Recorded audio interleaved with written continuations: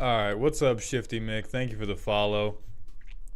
Right on time. You perfectly predicted how late I was going to be to my own stream. So we're going to give everybody probably like 10 or 15 minutes to get in here, since I don't do going live soon screens or anything like that, but I am going to dump into chat the order of today's deck roasting. What's up, Willpower?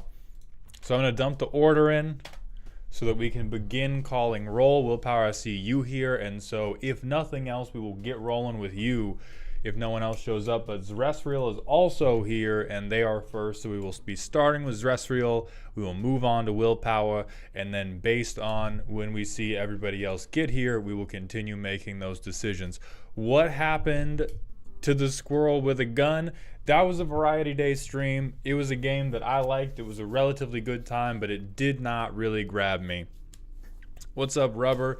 That's another person off our roll call checklist, so we're still waiting for Creative, Bolas Brigade, Karma, and Not Buddy. Not Buddy already reached out to me saying that they couldn't go in the first 15 minutes anyway. That should not be a problem.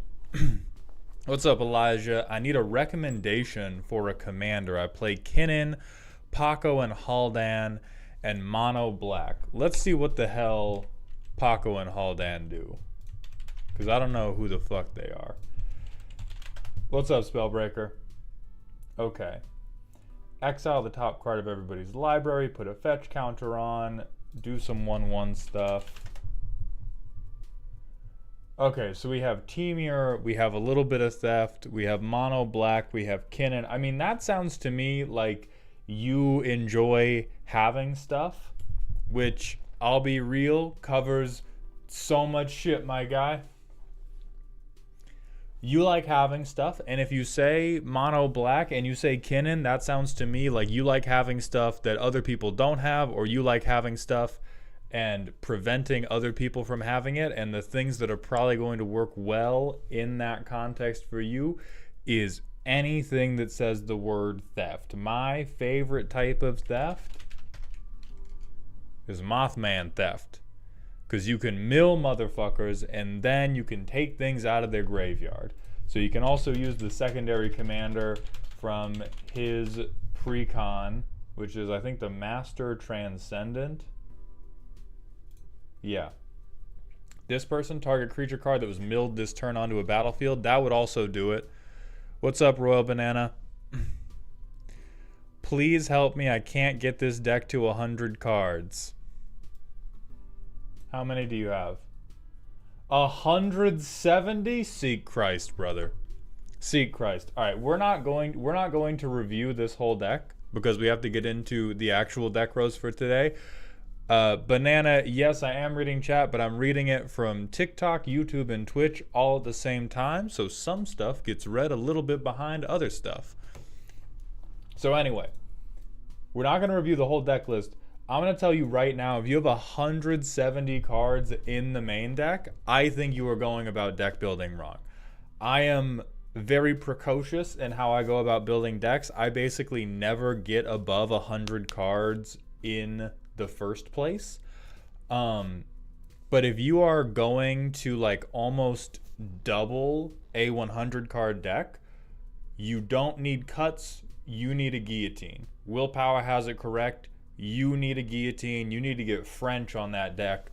The problem being there are almost no 180 card decks that are coherent to a single theme. If you were able to fit 180 cards into the deck, what has almost certainly happened is you have pulled up your deck. You have gone, okay, my commander does this. My commander does A. So I'm going to get all these cards and then do B. And then at some point along the way, you go, okay, well, if I'm doing B, I should do C. And then, okay, if I'm doing C, then I should do D. And you probably get to either D or E or maybe theta if you... I start with all cards eligible for the deck and then cut it down. That is fundamentally ridiculous, my brother in Christ. My brother in Christ, that is That is crack smoker behavior on building your commander deck. That is what you do if you're drunk and want to kill a Saturday. That is not what you do to make a commander deck. That is what you do if you have like 3 joints and nothing to do for 48 hours. You can engage in that type of Sudoku puzzle. Already drunk. Thank you for the tier 1 Twitch sub. Welcome to the dog home, my friend. I appreciate that generosity. Toxic Cowboy, what's up? Yeah, we're about to get into the deck roasting. So for anybody, let's open the Google slide so everybody knows what expectations we're setting up today. Kalan says, thank you for the Twitch follow. Welcome to the doghouse, my friend. So these people have submitted a deck list, a primer, and a power level. We do not accept 1 through 10 because it's bad and dumb. We do accept silly, spooky, scary, originally developed by my friend DannyPhantom.exe as a scale of how ominous your turns are to anybody who knows how you win at the game Magic the Gathering. Your primer is the main thing that I'm going to be judging you against. Your primer is what you have told me the deck does.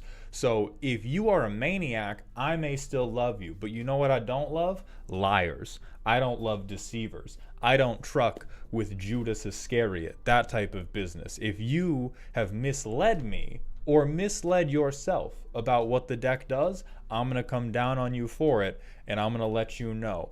Petrus, the rest of the roast schedule is going to get released over the weekend. My last day at my day job is next Friday. Until then, I am way busier than normal because I am setting everything up to leave that job in a good place. And then after that, I'll have way more time to pursue content stuff. But for now, we're in the final crunch of my job is almost quit. The 2 weeks notice is in. My bosses know.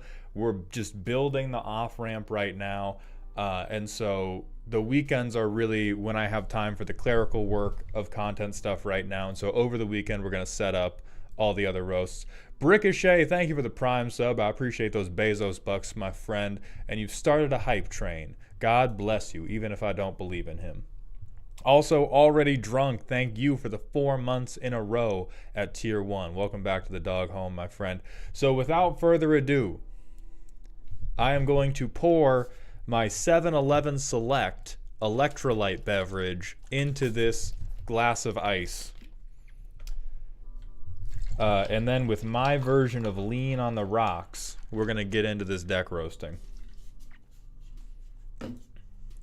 So first up, we've got Zreal. They have a spooky deck, which means the deck should be ominous. You should be able to tell that something nefarious is going to happen, but it shouldn't bust out on you immediately. Jay's Face, thank you for the 2 months in a row with Prime, my friend. I appreciate those Bezos bucks. Welcome to the dog home. And probably Coco, welcome to the dog house, my friend. Thank you for the follow. Dr. Moth. Okay, we're opening with a Mothman deck. I love this commander very, very much. The goal, play Mothman. Give everyone the radiation equivalent of 50 million bananas, the lethal dose to humans if eaten in one sitting, and make everyone, including me, mill enough cards to hit for lethal. Okay, that's the stated goal of the deck. That is what we are judging our friend Zreal by. Probably Coco, thank you for the Prime sub. Welcome to the dog home, my friend. I appreciate those Bezos bucks. All right, so this is our commander. ETB or attack, you get a rad counter. Rad counters make you mill, but this is the fairest mill you can ever get because you're milling like only a couple at a time and you lose the rad counters if they hit non-lands. So if you mill good stuff, you have to mill less in the future. Sweet Jimmy, thank you for the Prime sub as well for the 2nd month in a row. I appreciate those Bezos bucks. Welcome back to the dog home. Mothman. Atomic Gardening. I like this tag even if I hate the very first card in it. Okay, these are all standard green bullshit. Standard green land ownership. I hate how effective this man is going to be at ramping you. This card should not have been printed. Flat out. Flat out. I hate trimming my hedges. I'll say it right now. Lumra, same shit. I mean, like, at least for at least for 6 mana, whatever. For 6 mana, sure, cheat at Magic. Everybody's cheating at Magic for 6 mana these days. But Head Shredder makes me really ridiculously mad. Because Head Shredder, you can play this at the time that the rest of the table is still playing Hacky Sack, and then you've just boofed cocaine while they're figuring out how to put together Lincoln Logs. Fertilizer. So this is the mill. Okay. Altar of the Brood, yes. Rune Crab, good. Maddening Cacophony, if I see Bruvac, I'm showing up at your house. Mesmeric Orb, yeah, this is good. I love this card, and I will say this is probably the card that should put you on the idea that milling other people, not nearly as good as touching yourself. Touching yourself is one of the most powerful things that you can do in Magic. It's much more powerful than attempting to touch other people's decks. Mind Crank is also really, really good with your commander. There we go. There's that self-touching we talked about. Also a very good mill card. Okay, this whole section is reasonable. This is 13 mill cards that are all pretty effective. Perturabo, thank you for the Twitch follow. Welcome to the doghouse, my friend. Nugs, not drugs. This is deck roasting. People give me decks and then I make fun of you. Grave Robbing. I take issue with this tag because this doesn't... I don't know if this is more of a Weekend at Bernie's situation because you get the card itself back rather than taking something. Same goes here. Like, Master Transcendent? Robbery. Reanimate? Robbery. Evolution Witness, 6, Baelmerk, Muldrotha. These are like you reached into the trash and found a half-eaten bag of Cheetos and you're eating it in shame and hoping the table doesn't stop you. More than robbing. So that's just a semantic note. These are still very good cards. I agree with all of their inclusions in the deck. Willpower, thank you so much for gifting 5 subs to the Twitch community. Welcome to Dog Heaven, my friend. I'm glad the writing's going that well. Thank you, my friend. It spreads. Okay, so this is all our proliferation for the rad counters, I'm assuming.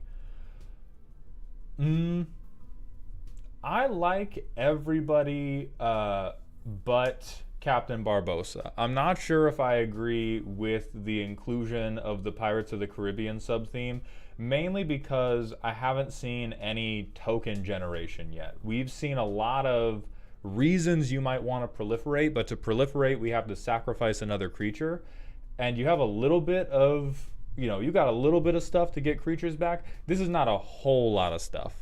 Oh, it's further down. Okay, then I'll put a pin in Captain Barbosa.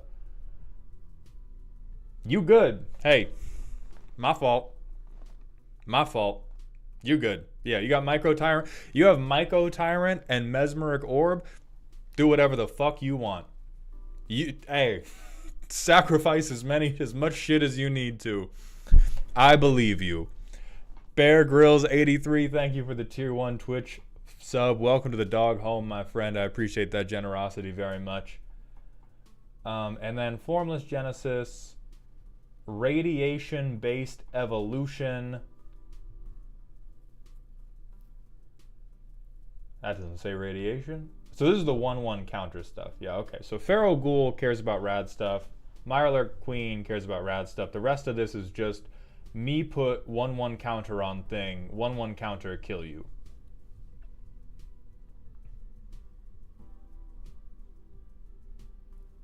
Regeneration.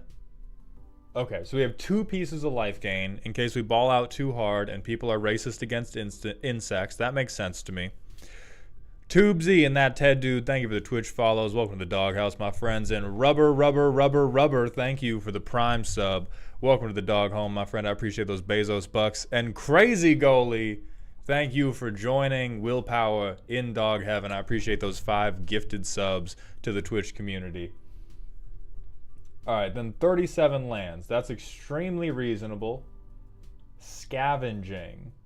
This is our card draw? Okay.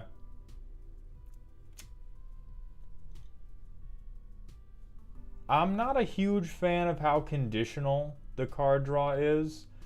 I mean, Tireless Tracker, whatever. Landfall conditional card draw. You're going to play lands, you're in green. But yeah, like I think a lot of these, the conditions are not that hard to meet. But I always get a little bit worried whenever all of our card draw says I can only draw cards if I stay winning. And if I ever start losing, I'm not allowed to draw cards. And that is kind of what this card draw section says. The ick. This is the best tag. This is the best tag in the deck. So these are all our things that give rad counters. We can get to, on combat damage, you get to give that player rad counters for hitting me. I don't know if I believe you that you ever pick Enclave, because Brotherhood seems so much better. I draw 4 cards every turn. Seems a lot stronger, unless you're playing against maybe Ricky and his fuck-ass token deck again. And then Nuclear Fallout's fine, but this is I have a million mana and nothing else matters. Exogelic and AJ1357, thank you for the Twitch follows. Welcome to the doghouse, my friend. ETB get 2. We don't really have Flicker. So we have combat damage, death, ETB, attacks. But this one's 6 mana. So my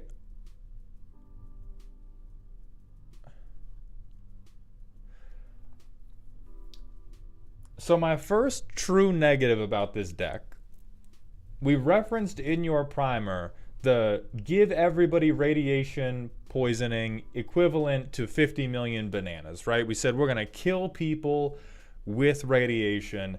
This radiation section looks a lot more like an X-ray tech who forgot to leave the room for like 5 scans. I don't doubt that you have some radiation, but between your radiation section, your proliferation section, versus everything else, what I believe this deck does way more of is touch itself into Sultai Explosion. I believe if you tell me you do that, hey, you got it. Hey, you got it.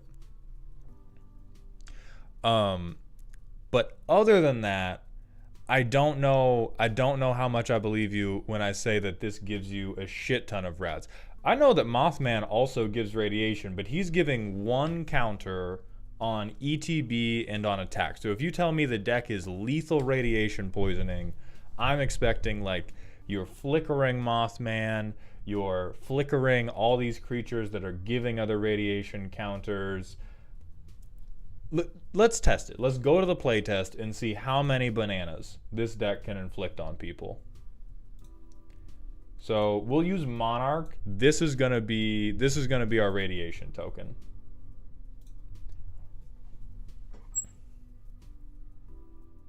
We have, all right, so this is our free mulligan. We have 1 land. I gotta tell you, that's not great. Okay, we have 3 lands, so we're just gonna keep this hand and we're gonna pretend that our table is really nice.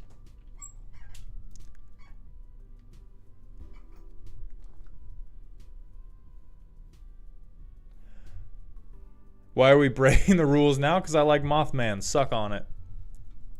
Suck on. And because they have 37 lands. I grief people way harder about their land count when I know mathematically that they have fucked up. If I know mathematically you have not fucked your land count, yeah, you know, we'll grandfather you in a little bit.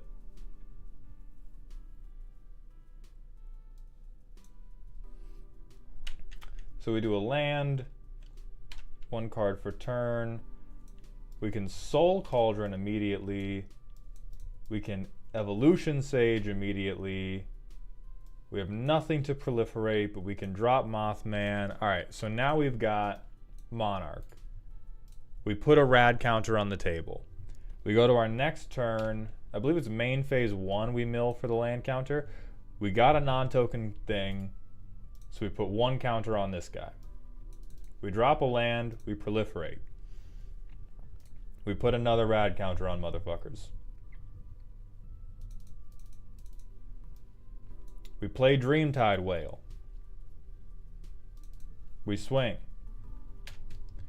We'll hope that somebody Dreamtide Whales. So we probably got like 2 more counters on this guy. Exogelic, we're tracking for like the table, what we've put on the table in general, and not for us specifically. We're also not tracking loss of life because it does not matter in the context of goldfishing the deck in a vacuum. If anybody somehow manages to make a radiation deck where they are killing themselves with radiation, pick up Pokemon. Yeah, it just doesn't matter for the goldfishing. So I like what's going on with, if we bred for the hunt and we Vexing Radgoal and then we milled another non-land.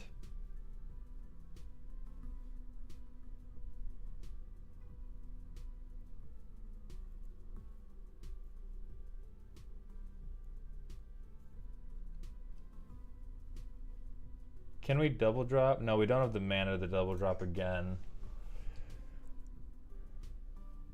VV Violet, thank you for the Twitch follow. Welcome to the doghouse, my friend. Okay, so on turn 7, we have like a 9, or we have like a 10-10 commander if nobody's removed it. We have a Dreamtide Whale that's probably sticking around forever. And I saw you say in chat that the radiation thing was just a silly, and that the main goal of the deck is to get up to lethal on Mothman and then kill with Voltron. Which I think if we are doing that, we may want to restructure a little bit of how the mill section works, specifically with Maddening Cacophony.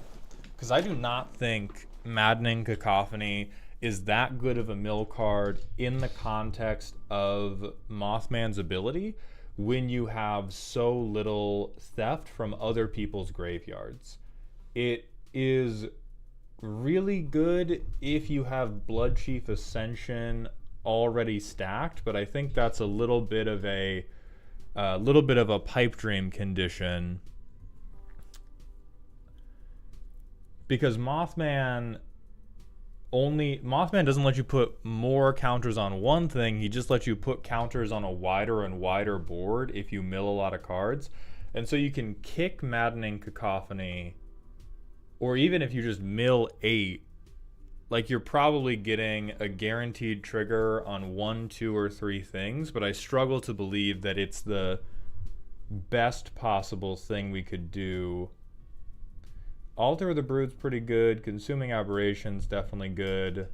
Mind Crank is definitely good.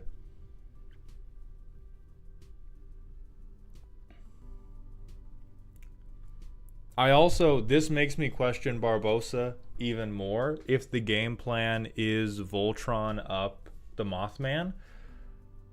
Because Xavier Sol really seems like,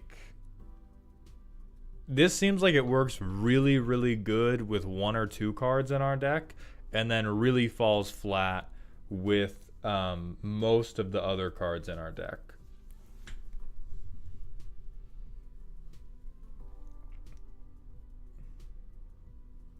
Oh, and we do have the casual 2-card Infinite I'm seeing.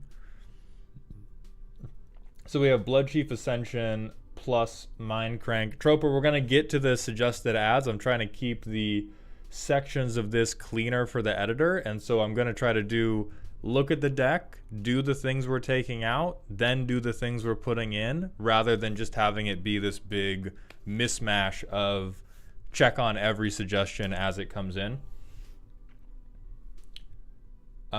So first of all, I really don't think we're using the populate side of this. I think we have basically no tokens that we want to make copies of unless we have successfully Skullspored Nexus and Skullspore Nexus for a lot, or we've played a really late game Formless Genesis, and I think both of those are kind of Hail Marys.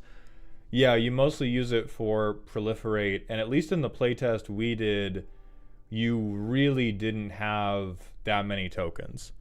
So this seems like a thing of if Myco Tyrant is out, then you get to proliferate once a turn for nothing. And otherwise, you would rather draw into Dreamtide Whale or Evolution Sage or Vexing Radgul or an Exorable Tide, anything that was less conditional. Oh yeah, Scorch Beast is also pretty good with Maddening Cacophony. So I'll take back what I said about Maddening Cacophony because of Scorch Beast. But I still question Barbosa. I don't think he's bad, but I think Barbosa... Let's go back to the PowerPoint. You have blue. Number one rule... Why aren't you searching frantically?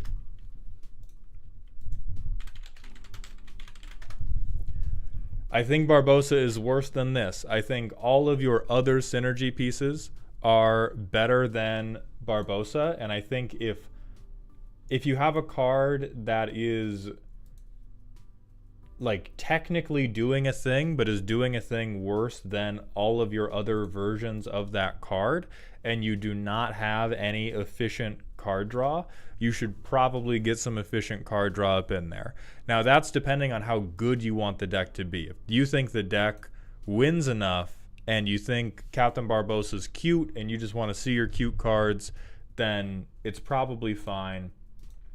But if you think the deck needs to improve, this is the number one way to improve it, is to look at all of your on-theme things and say which of my on-theme things is doing the theme worse. You know, who is the shittiest part of this cheerleader pyramid? And then you cut them. So far, I've had about a 60% win rate in my group. Okay, so 60% win rate. Instead of Xavier Saul, you're going to put in, I don't know, fucking Ornithopter. That's crazy.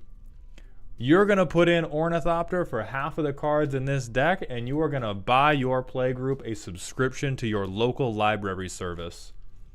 That playgroup is in motherfucking trouble. They are letting themselves be had 60% of their games by a Mothman. Definitely credit to you on being... They just never deal with flying. God damn it. We need to hate on birds more. We need to hate... And the thing is, I've played in playgroups like that, and I absolutely know like the angle that you're getting through on, where you're just like, oh, I have a big flyer. I have a big flyer. Did you guys not bring reach? Like, nobody builds a commander deck less responsibly than an American that doesn't think birds exist. In that context, I would still say the deck can probably be improved with more reliable card draw, because very few of your cards are made equal. But if you're already winning that much, I don't know, I would take a massage therapy course and I would be giving out some neck rubs after you do this to people.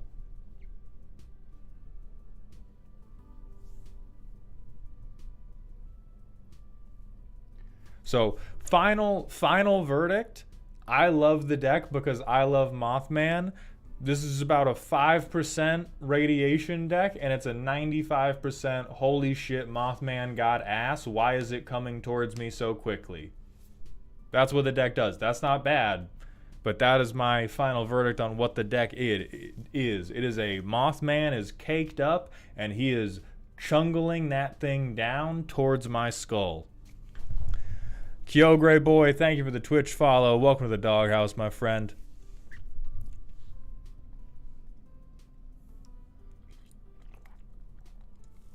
Why is Mothman trying to twerk on that guy, and why is he dying?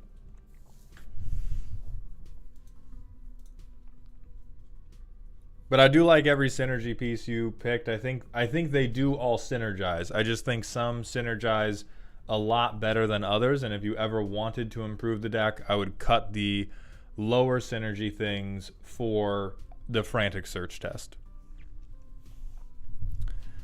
Hi, Maul. Do the Patreon slots for deck roasts open up every month, or if you have one, do you get to keep it?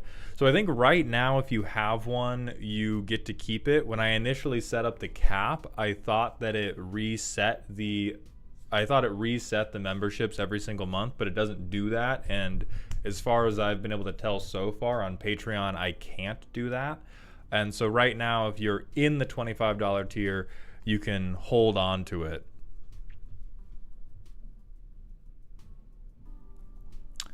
Maul, do you have any tips for players getting back into Magic on Magic Arena? I'm running a red-green Gruul Prowess deck, but wondering where the next step is. The next step is really wherever the enjoyment is going to be for you. The things you can do on Magic the Gathering Arena relatively well are you can grind the standard ladder if you want to try to play competitively. You can do draft, which is also competitive. Or you can do Brawl, which is like 1v1 Diet Commander. And all three of those things can be fun, but there's no necessary next step, really. Like, if you're running a deck and you enjoy it, the only next step is to keep running the deck.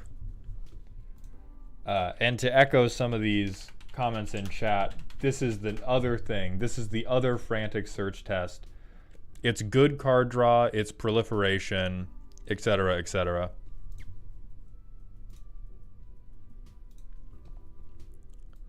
But again, if you like everything that's in the deck, then and it's doing well enough, then I don't think you need to cut things for good card draw.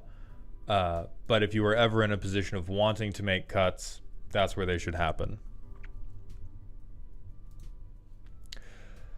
Spotted OO, so we're not going to do any custom card review redeems on this stream, but we will do them on streams next week.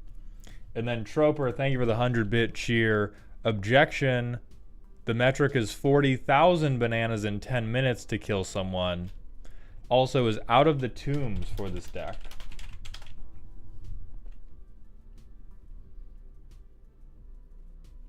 Probably. Yeah, with 30 creatures, Out of the Tombs is probably something good. And there, if we had Out of the Tombs in this deck, this would be another thing that would make Xavier Sol really, really good, because you could use him to keep sacrificing things to make sure that the Proliferate always had fuel to keep going.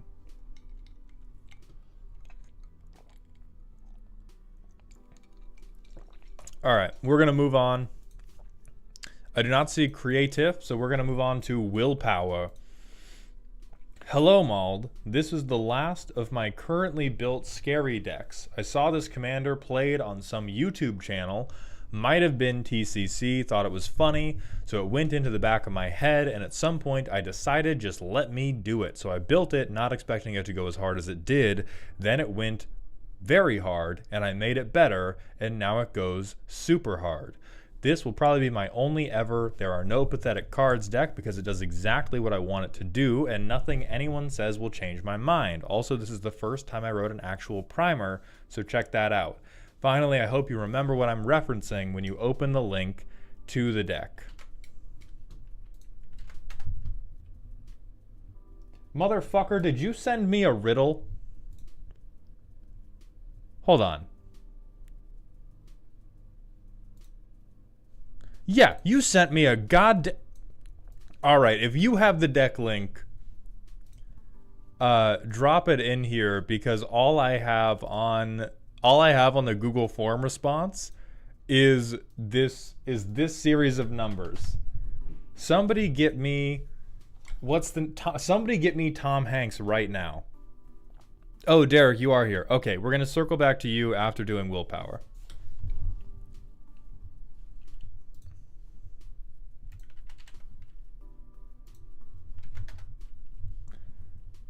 Something Shakespeare references for Mauld. Oh yeah, it's a Zada deck. Scariest deck I've built, no changes, $50 Zada deck. That all checks out. After all, don't we all remember fondly that one Shakespeare play where the town caught on fire and everyone died immediately? That was my favorite. And we'll go back to put Zreal. Let's see.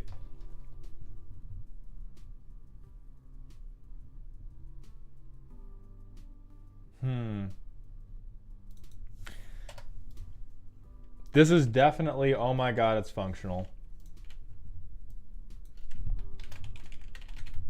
It's a good deck. I think you lied a little bit, but you lied for the sake of wordplay, which is always allowable. Okay, so let's check this Zada deck, and I'll do it again. Insert Shakespeare reference here. Sure, copy shit. Why not? Why not copy shit even more?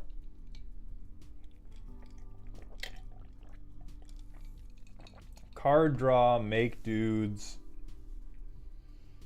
Yeah, I mean, the thing is, to some degree, every single Zada deck looks the same, and every single Zada deck is just your local crackhead bar right around closing.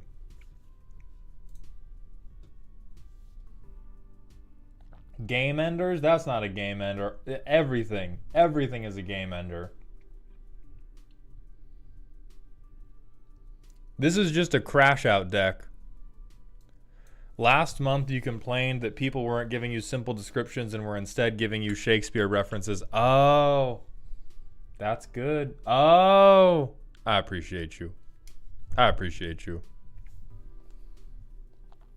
Only really here for the max hand size. That does make sense. Zada's the only mono red commander where you can go, oh geez, oh fuck, I've drawn too many cards. 31 lands? Who cares? Go to 29. Go to 20. Hey, fuck it. Play 4 lands. In Zada, you'll draw them. You'll draw them. Everyone will still die. Let's see how quickly you get lethal. Let's just see.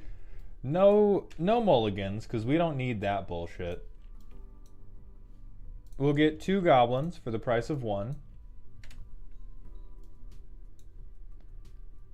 We'll get Krenko, and we'll get Zada, and then we'll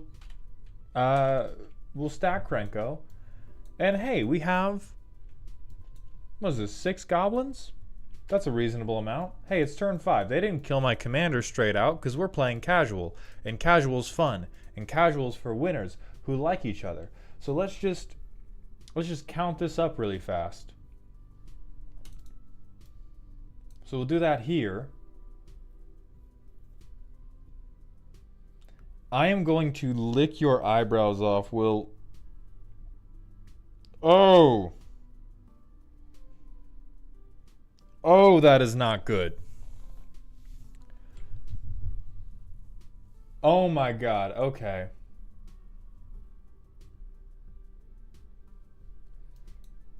So we gotta do Twin Flame first.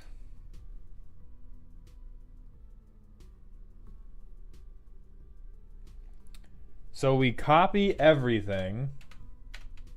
These 2 die to the legend rule, but now we have 2, 4, 6, 8. We have 10 goblins now.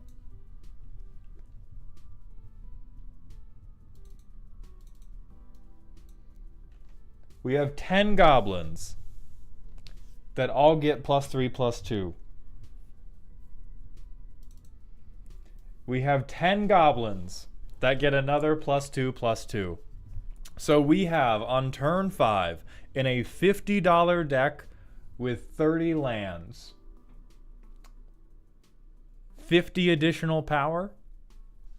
With trample, every soul ring in the tri-state area is down. 2, 4, 6, 8. Where's the 11th goblin, Sky?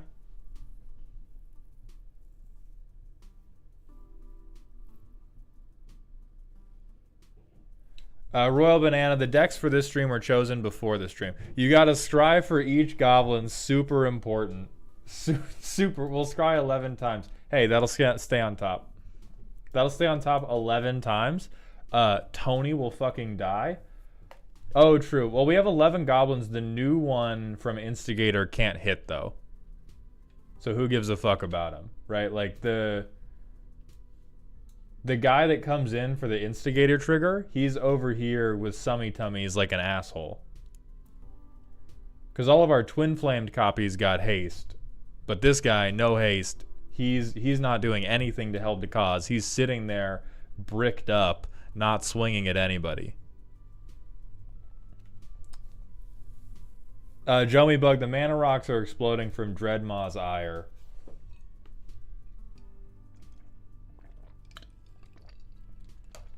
Sure, fuck it.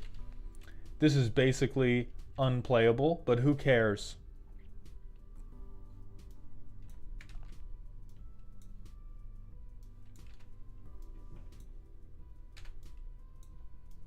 We're just gonna hang the fuck out. Boom, 2 goblins. If they don't board wipe you right here, they do deserve to die. I want to be so clear to everybody. If you see Krenko Mob Boss and then Zada Hadron Grinder hit your table and you leave that table intact, it is your fault when you are murdered. Royal Banana, please, no. Save yourself. Do not ask that question. Because if we get to do this, I mean, anything we do wins. We have Expedite, we have draw cards, so we can draw, like... We have 3 things that say draw a card, and we have 8 goblins now.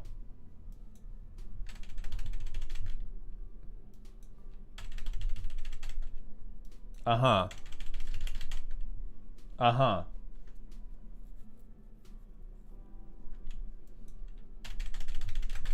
Uh-huh.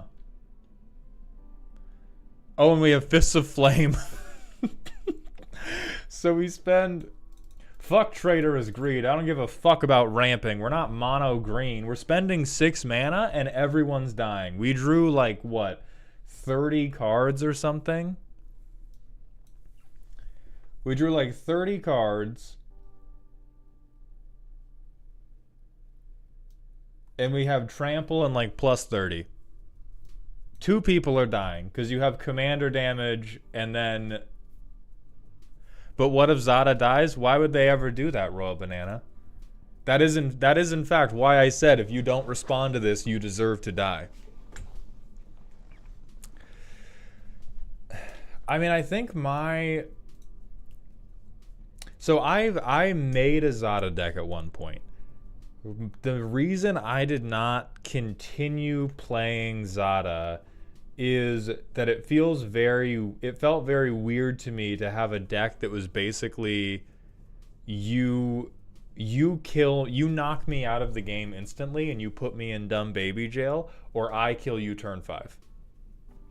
Zada decks are very, very good at having big shitties, but only for one player, and depending on the play group, that doesn't always feel the best. I think if people are letting you do this, keep doing your thing, King. Raf Zvenger, thank you very much for the Twitch follow. Welcome to the doghouse, my friend. Look, one of my friends keeps complaining that our spooky games go too long, so I made a new scary deck.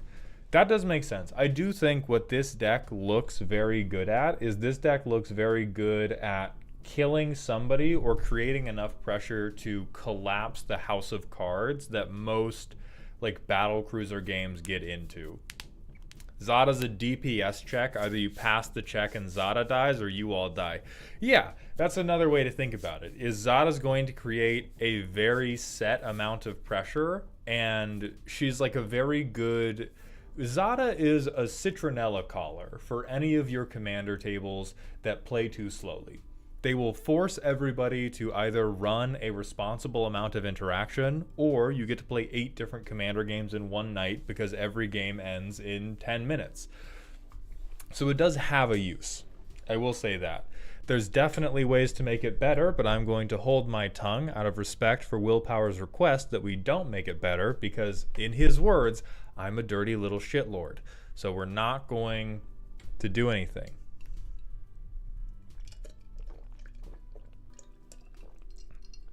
Read the primer.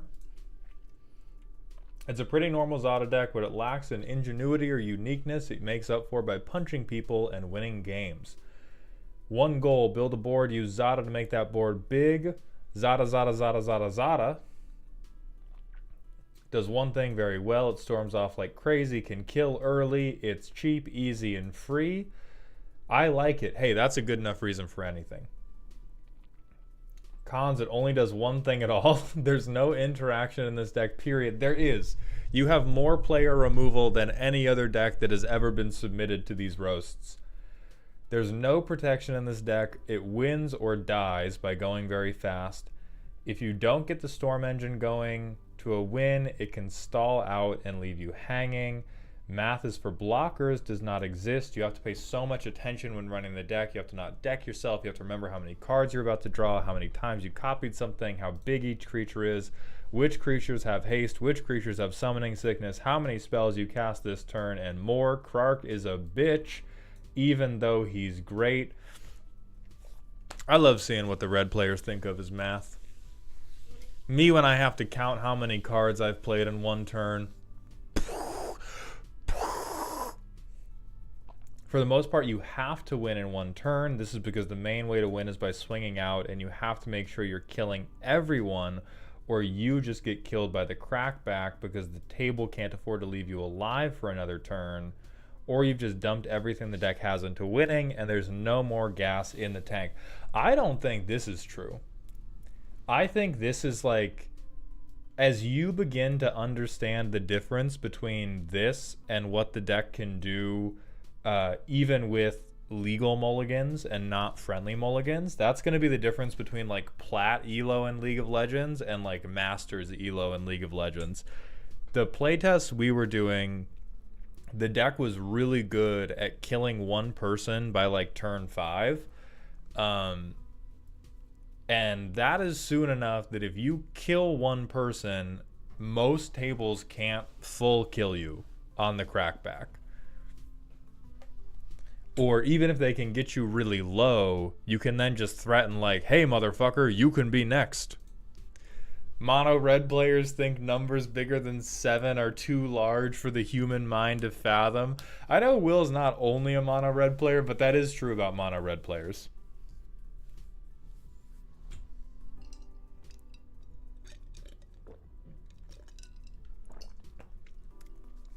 $30 goblins, 15 cards, 55 fists of flame.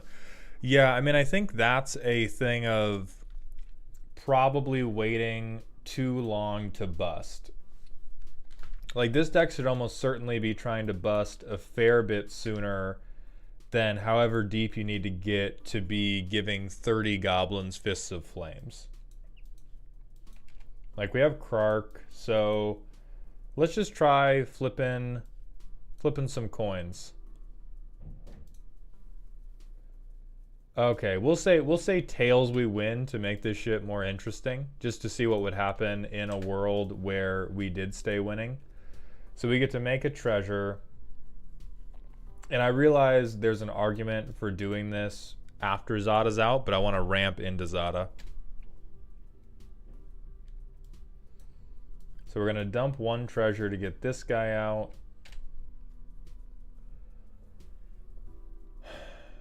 And then we'll Zada. So it's turn 6. We'll do this. We will flip to see if we get to copy it. If we do get to copy it, we will make 4. No, we'll make 5 treasure tokens. Yeah, we make 5 treasure tokens. We draw 4 cards.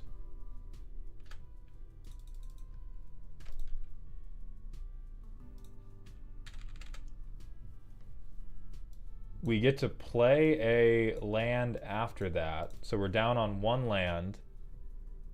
Do we have anything to give everything haste? We can give all of our creatures haste, so it could be very worth... Yeah, we can get something going with like Empty the Warrens here. So we will play... We'll play this. So now we're going to be down to treasures.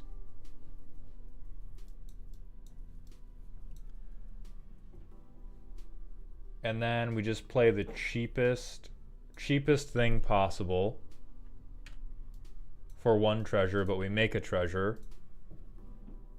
and then we flip a coin, but win or lose. Like, the thing is now, if we lose the coin flips, yeah, we flipped heads. Hey, look at that. We win infinite because we just recast the same spell that went to our hand, spending the token that we just made, making a new token. And then we assuredly win at some point by just playing Empty the Warrens. Yeah, that's why Krark is insane. That makes sense. Yeah, Krark is pretty fucked up in this deck. So yeah, there's definitely ways to make the deck better, but in your words, it's perfect. And I will sign off. This is a very good salmonella collar. If your table has been a lot of very bad dogs and they're not biting enough people and they're not pissing often enough, this will do it. All right, we're going to move on to Creative's deck, which is silly and spooky. We're also going to pop open the first cough drop of the night.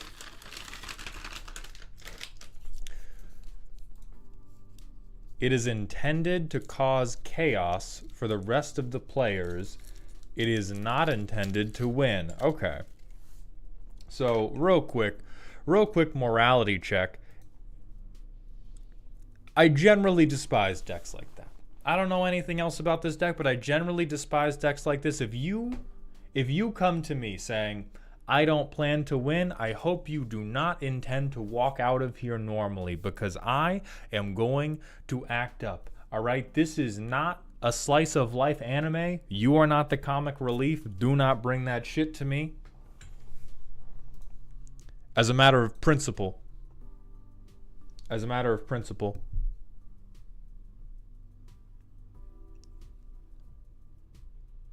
Oh yeah, and then let's put Willpower's deck. I think that's a national treasure. I think this is a great execution of Willpower's spirit animal, which is apparently a honey badger that got into a little bit of loose crack. Back to the Chaos Monkey. All right. I didn't realize your definition of chaos was petty theft, but all right.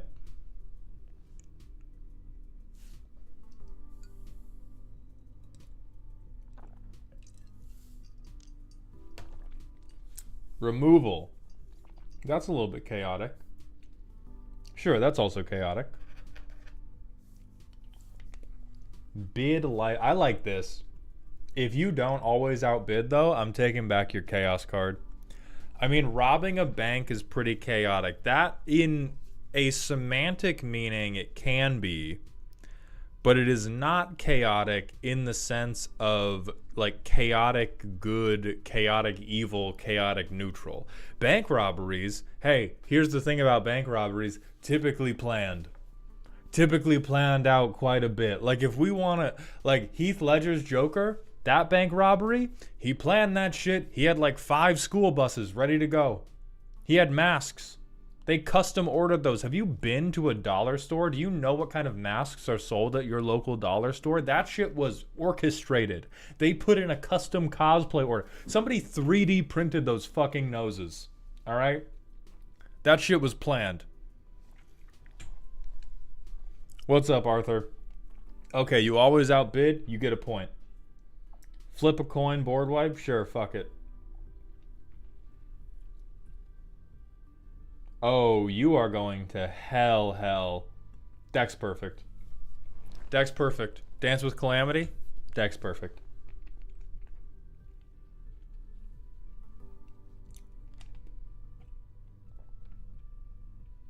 I mean, here the thing about wheels is they're generally like not as bad as people think. People will get really uptight about wheels, but I don't find them that chaotic.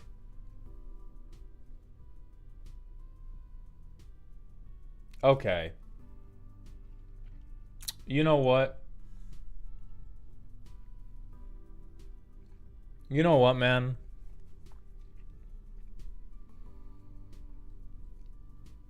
So we've gone from well-orchestrated bank robbery to shitting on the floor in the space of about 15 feet of Moxfield deck list. Like, the ramp up has been targeted bank robbery into targeted removal, but there's a little randomness, into non-consensual mulligan, into I shit everywhere, also here's a spaghetti monster.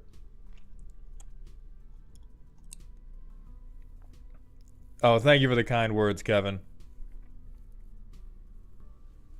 I have a problem. Oh no. Oh no, we're cheating at gambling. We're cheating at gambling in the fucking...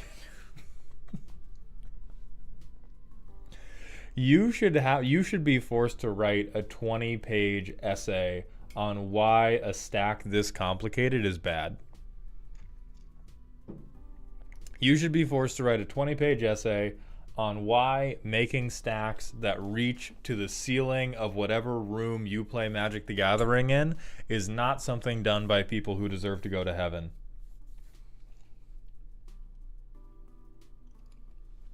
The ETBs alone,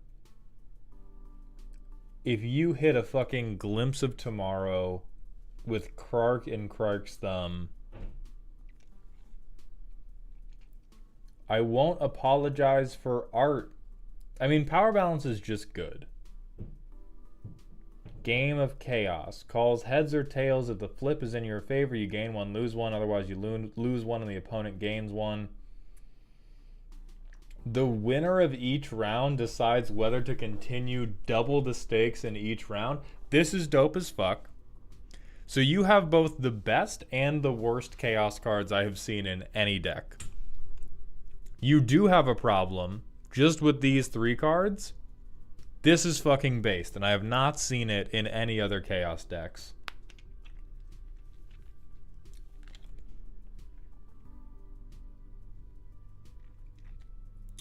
We're gonna make you better. At least it's non-basics. And the non-basics do deserve it. That's like saying all Mozart did was write songs. At the beginning of upkeep, target opponent gains control unless you sacrifice a land. This is just good. Some people are playing creatures that are too strong. Each player hides at least one object, then reveals them. Loses life equal to the number of objects.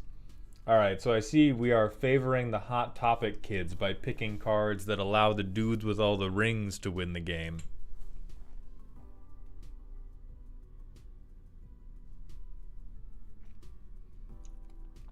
Thieves Auction. Oh no.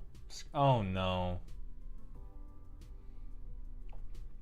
If you ever copy these, I think we don't take your like business card for a specific type of Magic the Gathering. We take all your Magic the Gathering cards away and you're just not allowed to play it anymore.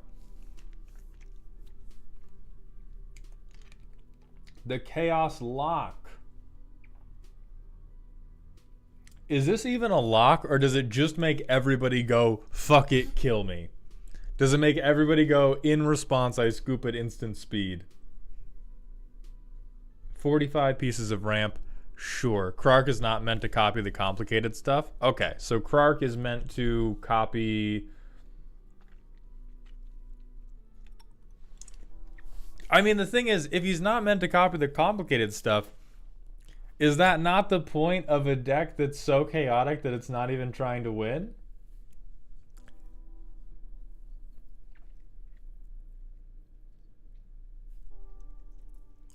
It makes everybody go, time to deal with the problem. Oh, so this is a masochism deck. This is a I would like my balls crushed. Krark is meant to make it difficult to cast spells for me. So you are, all right.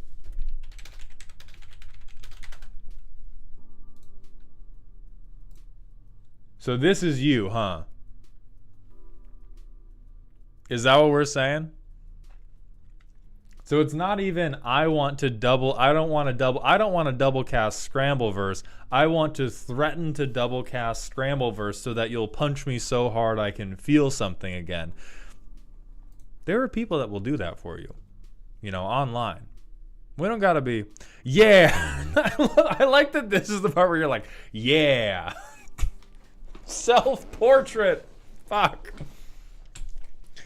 Okay, so this is not Chaos Monkey. This is I would really like it if my LGS banded together to pull my toenails off, and the deck is meant to do things that entice them to pull my fucking toenails off. We don't have a mountain. Who gives a fuck? It's gonna be on top. Ready? 3, 2, 1. God chose us. Gimme Krark.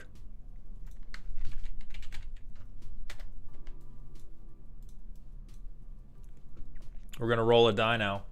We're gonna roll a 1d7 now.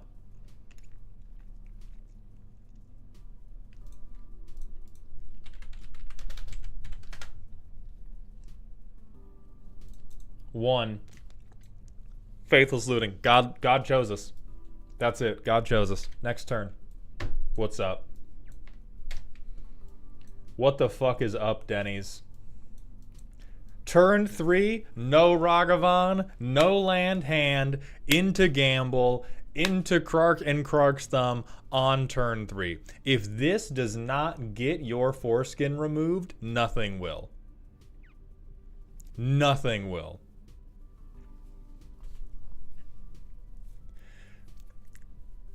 This is the most could have been a barbecue deck, but it could have been a paid session in Nevada instead. True. Fuck it. We'll dash this man. We're breaded. We don't care. Where's Humble Defector at?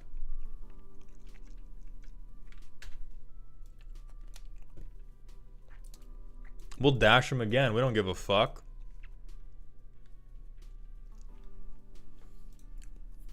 I would have turned 1 Ragavan. I mean, that does make sense. It was probably better, but for the purposes of cutting this together into silliness, I think it's much funnier to go for turn 1. I'm going to set up double Krarking.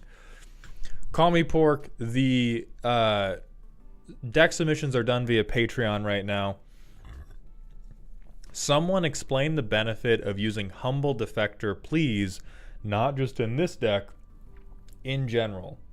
Okay, so the main benefit of using Humble Defector is that overall mono red's card draw is incredibly shitty. Mono red can either force everybody to mulligan, or they can generally go card negative. Like Burning Inquiry, Faithless Looting, all of these go card negative because they let you sort through cards, but you end up casting a card to then cycle through your hand. Or they do things like what Zada wants to do, which is you point at one guy and you say draw a card, and if you do that and you're not copying the spells, then they're card neutral. So mono red is really, really bad at repeatable card positive shit.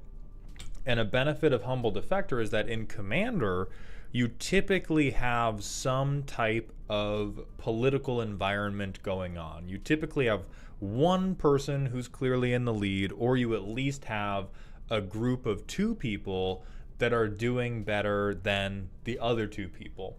And so you can use Humble Defector to make a deal with whoever is doing the next worse. Like if you really don't have a lot of cards in hand, but there's one problem player, you can make a deal with another player that's also doing bad to say, we're just going to pass Humble Defector back and forth between each other over and over and over to catch up to Clark, who's really in the lead. So that is a very, very definite benefit of using Humble Defector. Is it's one of Mono Red's few ways to actually go card positive for a low amount of mana. Like Combustible Gear Hulk can go card positive. Dance with Calamity can get you more cards than you otherwise would get, but those all cost $1 million. So for cheap cards that will actually net you more than you put in, Humble Defector is one of the few that can do it.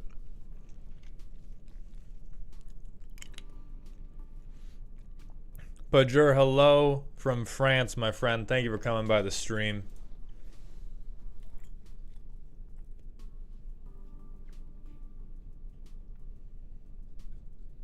Let's see how much God loves you on.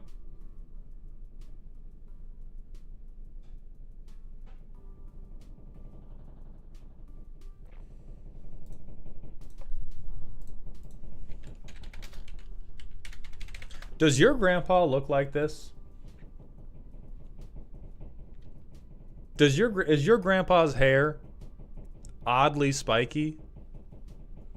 Did he talk in a really dramatic voice for no reason? And was he enemies with Elon Musk? Just real quick for me. Just real quick. Playtest 2. We have maximum haterade. We have the spell copy bullshit. And we have one of the silliest spell copiers we could get. My grandpa looks exactly like that. Perfect.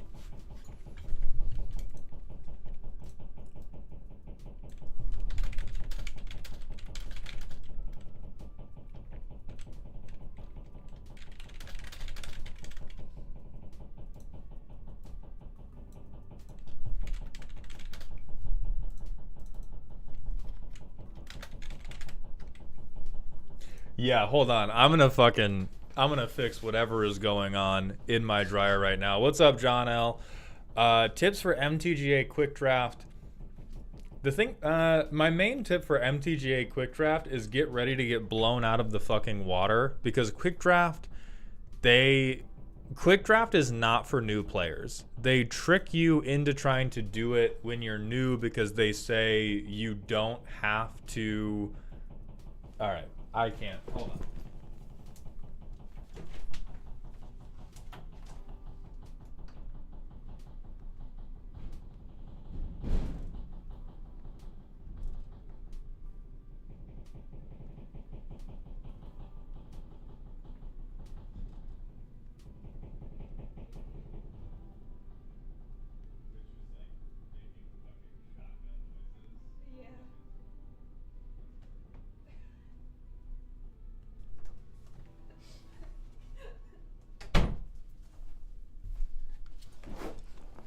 Okay.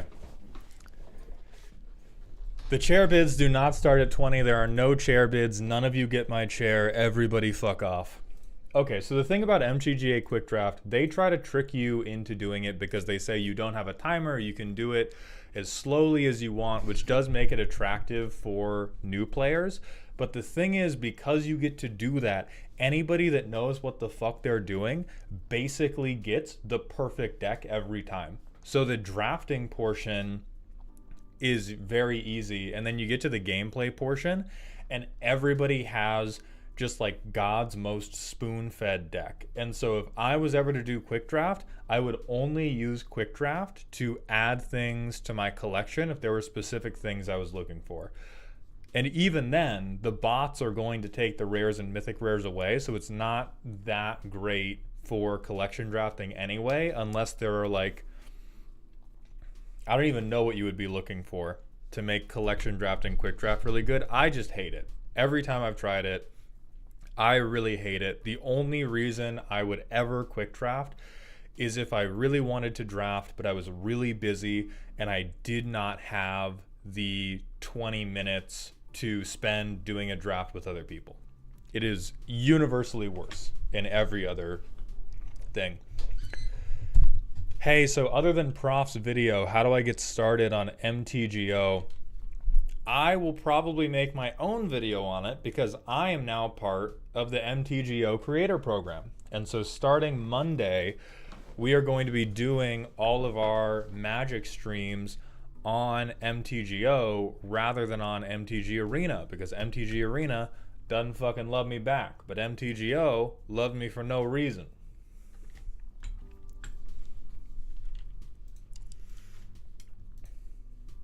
All right, so we've got you on the personality matrix. We're going to move on to Rubber's deck, which is also silly and spooky. So theoretically, Derek's deck and Rubber's deck should be able to work together. Is MTGO okay to get into for broke people? This is something that I'm going to be assessing because my main beef with it is that they are not free to play. They do have a number of methods where the total buy-in is still pretty low. And so you don't need to spend very much money. But I have not investigated the exact amount. But in conversations I've had, people talk like you can spend $5 to $15 total, and then you'll be pretty set. But that depends a lot on which format you want to play. Also, the primer is very relevant. Okay, so Ulamog and Worldfire aren't intended to be hard cast. Ragavan is ramp.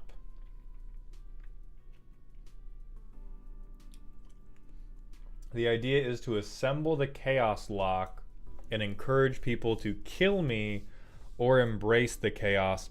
I think the lock doesn't work, but please don't tell my playgroup. They're new and think I know everything. Okay, so we may have to move you.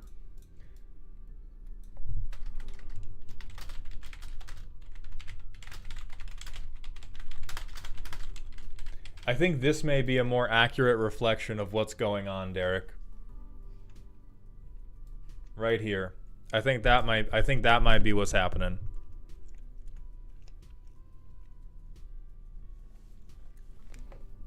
It is very funny. I do generally like what you're doing, and I think there's enough acceleration going that it's not like chaos for chaos's sake. I think you do a generally good job of making sure people pull your toenails off. And that is 100% a necessity for decks like this.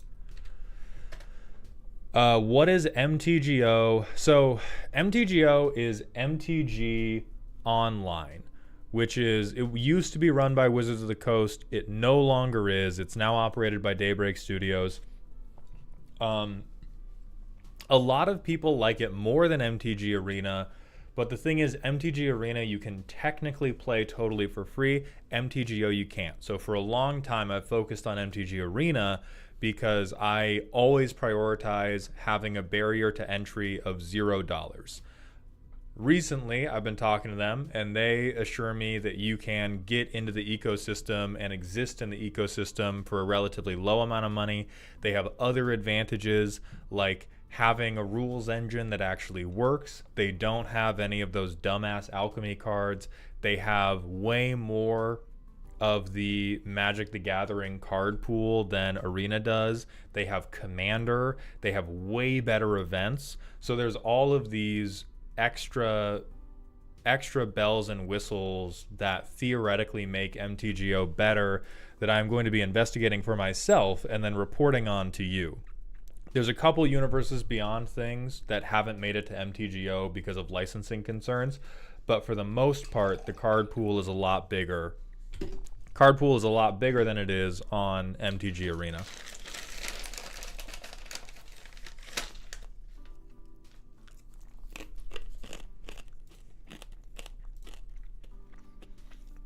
Mike Buston, thank you for coming by the stream while you're waiting for pre-release. So, we're doing Rubber's deck now. Aristocracy Voltron. I use Power Stones as ramp and money launder them into stuff that turns into real stuff. Sometimes I go ham and equip the shit out of Ashnod, and we immediately have a content warning. So I presume that this player has put some of the foulest titling and tags anywhere.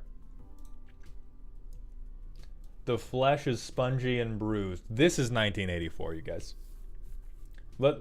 Where's the content? Card advantage bad, aristocracy things, board wipes, evasion, funny skeleton tutor, graveyard hate, mana launderer, MDFC, non-basic hate, maybe we need to win, tutors Urza, protection, recursion, removal, ramp, things to we're gonna get to this later.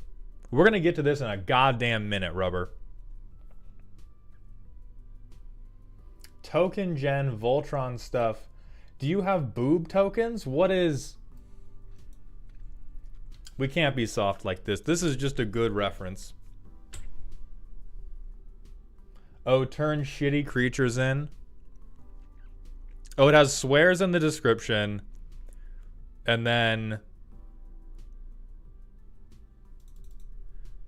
Wait, Rubber, you're saying it's the title? Because I would also believe that they're like, oh, GY hate. Maybe this person's trying to be like slick homophobic. All right.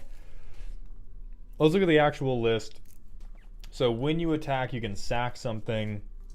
If you do, make a Power Stone token. And then you can spend $1 million and exile a creature card to make a 3/3 zombie artifact token. This second thing is really bad. So I'm going to be immediately disappointed if the deck leans into the second thing without a pretty clear thesis on why. Card advantage, Skull Clamp, Deadly Dispute, Idol. I like Idol of Oblivion here. Tome of Legends makes a ton of sense. Braids makes, yeah, a ton of sense. Same for Grim Haruspex, Midnight Reaper. Not totally sold on Disciple of Bolas because this seems like a deck that would want to have a ton of little assholes rather than big assholes. None of these other cards fucking matter. None of these. Who cares? You put a ring on it, so you get it.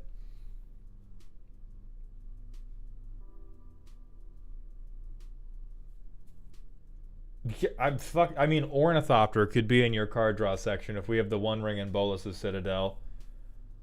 Card advantage, bad. So we have 21 pieces of card advantage. This person is my new fucking hero. This is my new favorite. We have a mono black player who actually put 21 pieces of card advantage in this deck. This shit might be playable.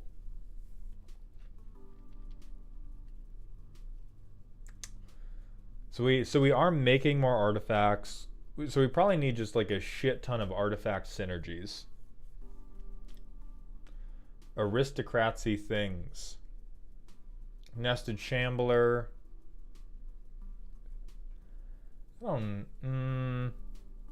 Maybe the Voltron pieces can go on here. Ruthless Technomancer also cares about power.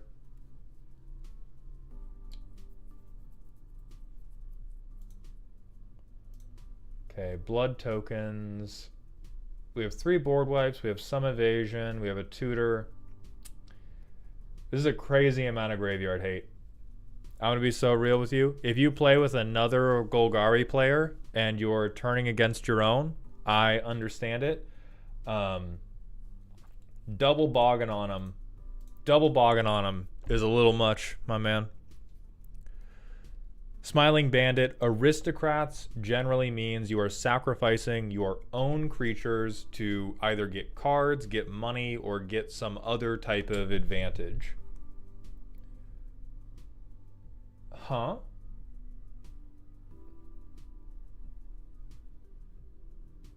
Oh, okay. Yeah. Mana laundering for the Power Stone tokens. That makes sense. That's pretty clever. Maybe we need to win games. Just maybe.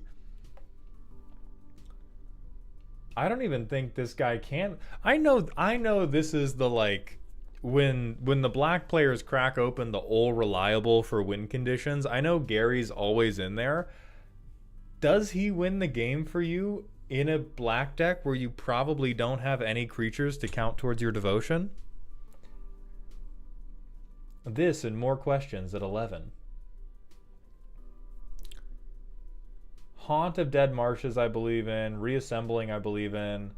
Yeah, Bloodghast is good. Okay, so these 4 recurring creatures are all great for you. You can definitely create a pooping back and forth forever loop. Whip of Erebos I believe in more for the lifelink than anything else.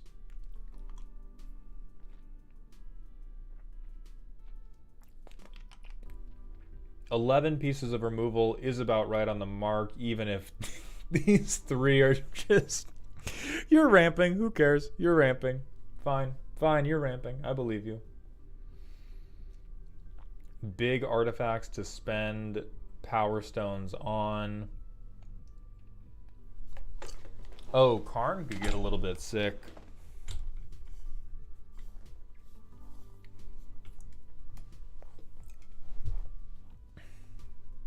Token gen.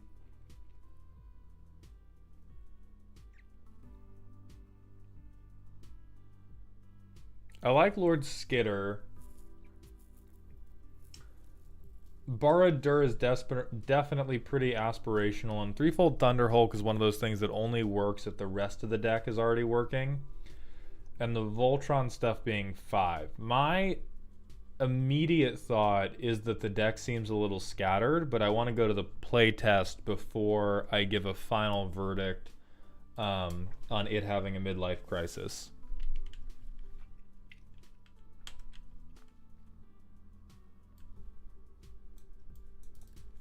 Can we just be for real? Can we just not be... Let's not be crazy assholes. We're not bogging anybody fucking turn 2. So we play this guy. Boom, 1/1 with Death Touch. This man goes away. We have ramped. Oh, I don't know why. I don't know why I didn't realize you were gonna have this, but you dirty little bastard. Oh, we don't even really have enough swamps to make this work because we have so many non-basic things here. So we can bring this guy back tapped. We can play Cranial Plating with the Power Stone. Swing it again. Look at us, we ramped.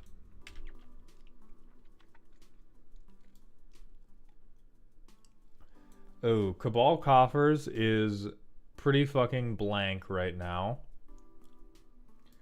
So I guess we play this land for turn, and then we Bitterthorn. Oh no, we play this land for turn. We Bitterthorn, and then we still have to keep bringing this. So if this guy ever goes away, this is Tony, and he is the one hardworking employee who is secretly holding together the entire local Staples branch. Because we have to kill him again to keep making Power Stones.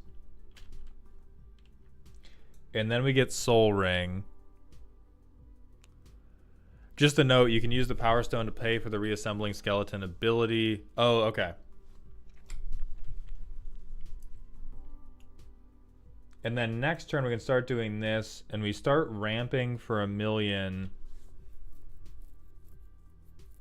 And we can board wipe once. But we still can't really draw cards, which is a little disheartening considering how much fucking card draw we made. Oh, and this is Living Weapon. I mean, so reasonably this opener ramps us to infinity, and then we get to Cranial Plating the Shambler, and it's going to be big enough that we get to make like 7 squirrels, and then Tony's time is done. Tony can retire at this point, because we have 7 squirrels that we're going to kill. We can Simulacrum for an extra card. And then we can Conrad. And then, like, the best thing we can do at that point is pay a ton into Conrad to mill everybody. Weatherlight Completed is here, but they're here a little bit late. Skitter's here, and that will help with triggering Conrad's ability. But it's turn 11, and although we got a pretty good Power Stone engine going, we really have not converted it into anything meaningful, and we have not hit any of our card draw. So we're going to try it one more time. So we have a Swamp, and we have Ashnod. We have a Shambler, and we no longer have a Shambler, but we have a Squirrel, and we have a Power Stone. We are a little bit fucked. We're gonna play the Shadow Spear with the Power Stone. Fuck this guy. We make a new Power Stone. Okay, we'll play the Black Gate. We'll dump the 3 life.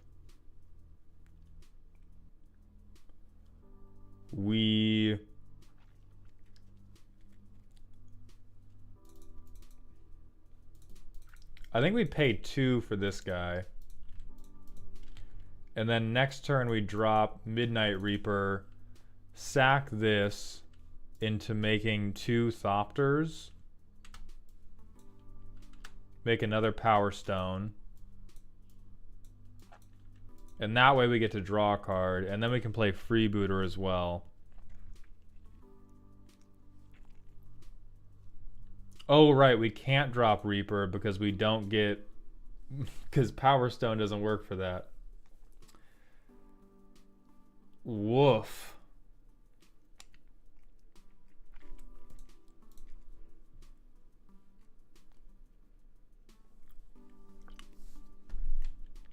This one looks a little bit better.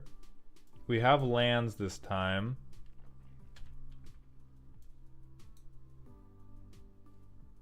Oh, but now we don't have...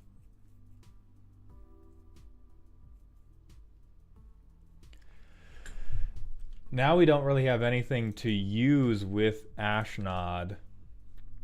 Okay.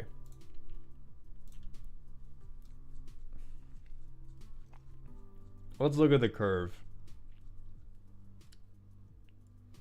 It doesn't look like a mana table, but my god, did those playtests feel like a mana table.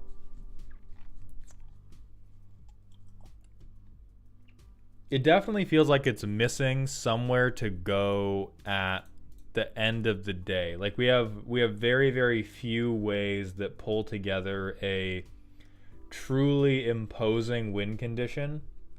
Portal to Phyrexia is probably the best thing we have, only because it might allow us to steal something good from an opponent. At the rate we're making artifacts, Karn is not about to kill anyone anytime soon. Sir Conrad also wasn't about to kill anyone anytime soon. Like, this seems like a really reliable Honda Civic, and you're trying to compete in like Mario Kart with a 2002 Honda Civic. See, like now we're definitely...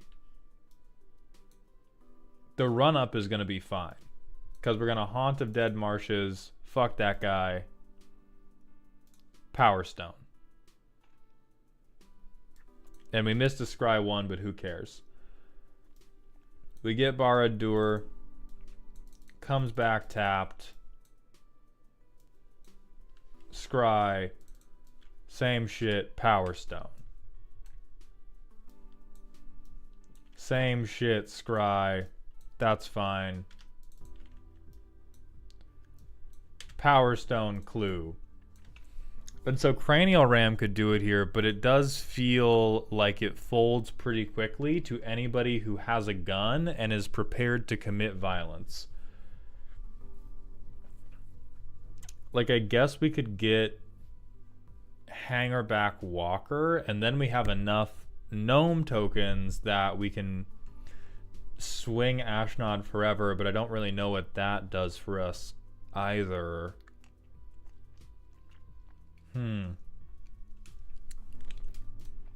You could run Mimic that.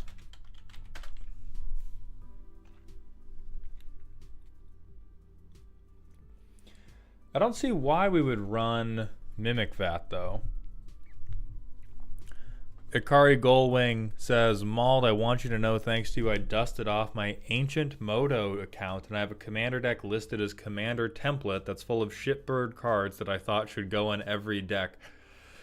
Ikari, I'm so proud of how far you've come. It's really interesting seeing this deck compared to my Ashnod deck. Yeah, like, Trainwrecks can be a little bit interesting. It is deceptive because it looks like it should be so much better than it is. It's really, really reliable at giving Ashnod fuel to sacrifice stuff to her attack trigger, and it's equally reliable at preventing you from doing anything with those Power Stones to actually win at Magic the Gathering. Of the section that says, okay, maybe we need to win games, I don't think that one does it. I don't think this one does it. This one definitely doesn't do it. And this one only does it if the table is so irresponsible that they literally let you stab them with a poop sword. And so I don't know exactly what it should be, but I think that this should be heavier on... Let's see what we have for like when artifacts enter.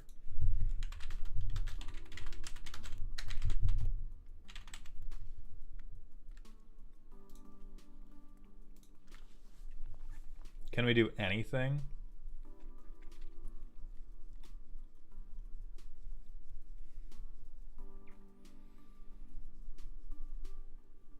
This would really be a lateral move, because holy shit, is that an okay card.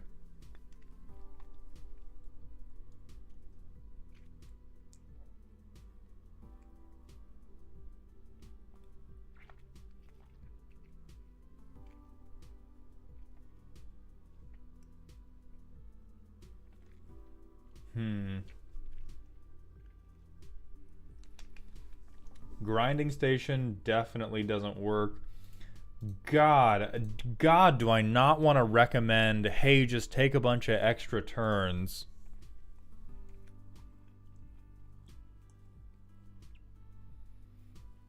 Malevolent Witchkite wouldn't be horrible for card advantage, but it's very similar to some type of plot card that I think from OTJ that I think would be even better.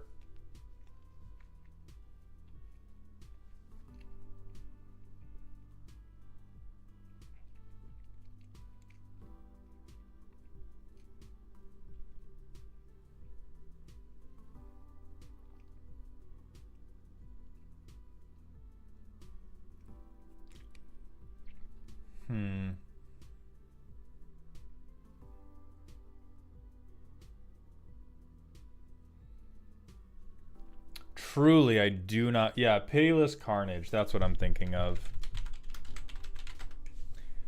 I think this would probably be good for this type of deck, because a lot of the time we had a lot of Power Stone tokens and nothing to do with them, and there was that one situation where we got stuck because we needed land drops so fucking bad. And this deck is a, like... It is just a quick path to nowhere.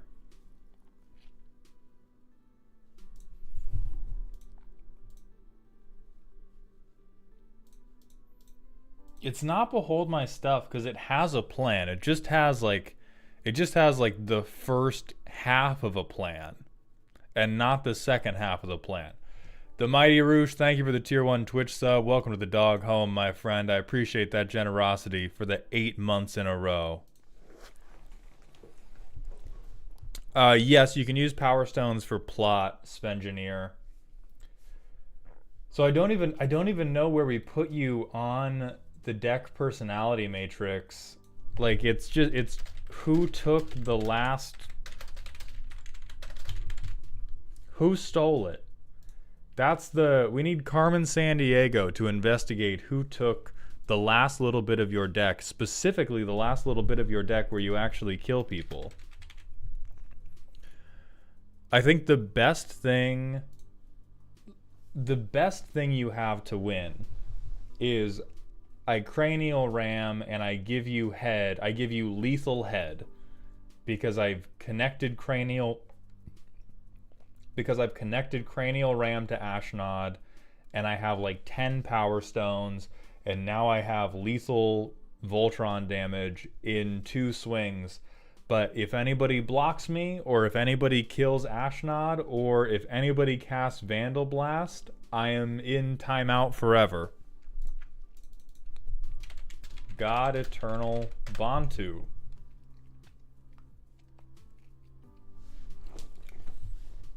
Yeah, Bantu would be fine. The thing is, they already have so much of the deck committed to card draw. Like, I think that Gary, Sir Conrad, Marionette Master probably goes out for just like, what are big ol' assholes? We just need big black assholes.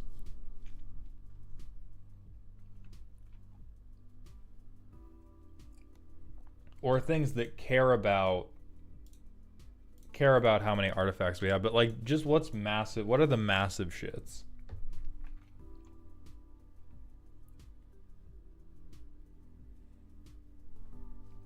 It's one of the only decks in the world where Akroma's Memorial doesn't solve things for us.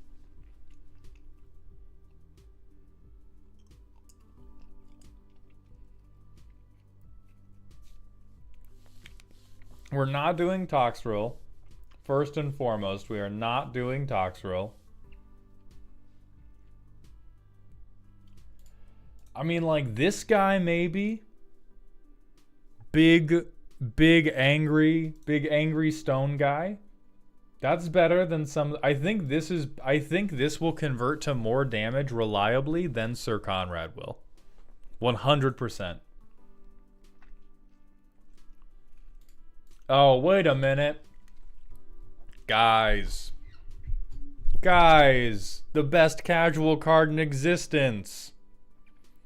What if we just murder them with the necrotizing fasciitis demon? We got it.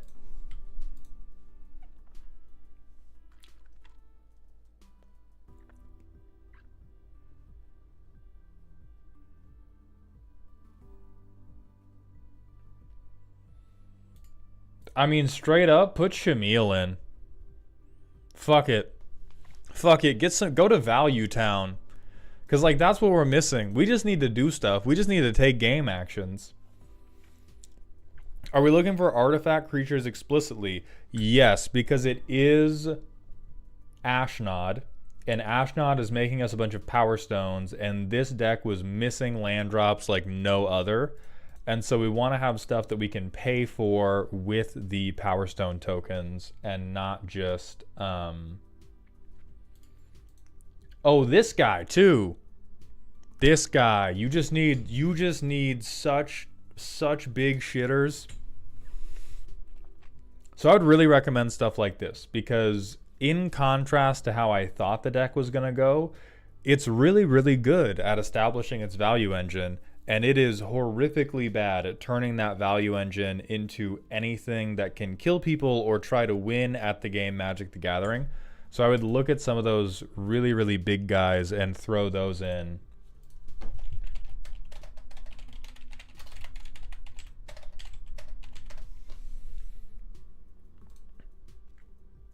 Yeah, and then you can get to your side hustle.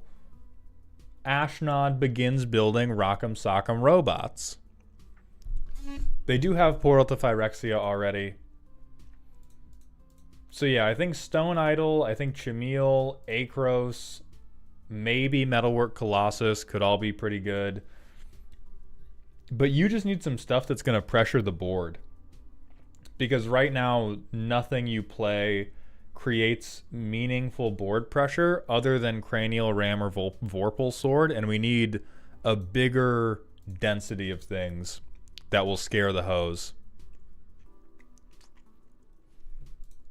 Oh yeah.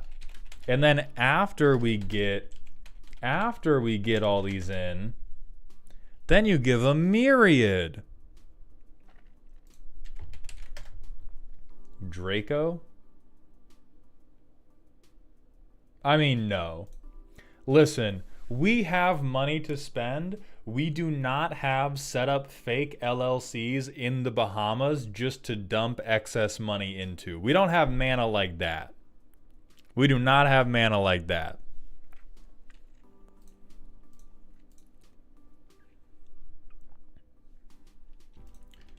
Yeah, so I think that's where we're going to end with this deck. It's very reasonable. I think the Mana Launderer section is really cute. But I think that it just like, I think you lied when you said here, maybe we do need to actually win the game. This is not that section. This is not that fucking section.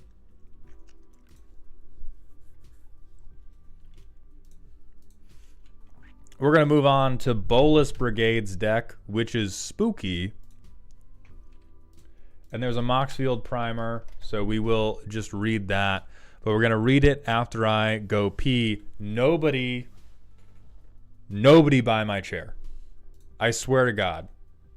I will be ornery if anybody buys my chair. Something with bargain. Oh, yeah. Last note for you, Rubber, is look into anything that says bargain. Not like this, but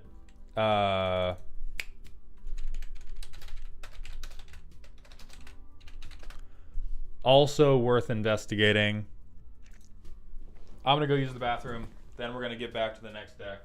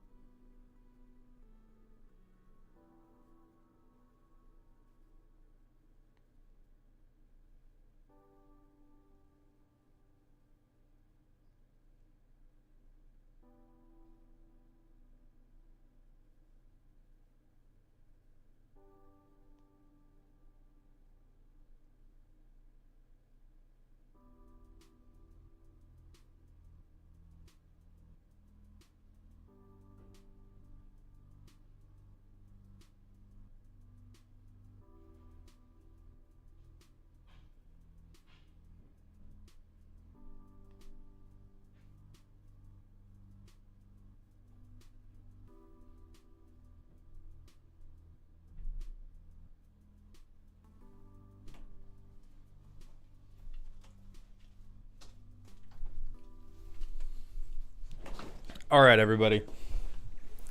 Too rich for my blood for MSRP on my chair? You motherfuckers. Troper, thank you for the 100-bit cheer. Final sales, $10 for my desk, $125 for my drywall, $150 for the chair, $69 for the mic with the stand. No. No. I'll tell you what. No, I'm not even gonna give a price because somebody will donate that amount and then charge me back and then I'll be broke. Absolutely not. I'm not falling for it. So let's get into Bolas Brigade's deck, Orax.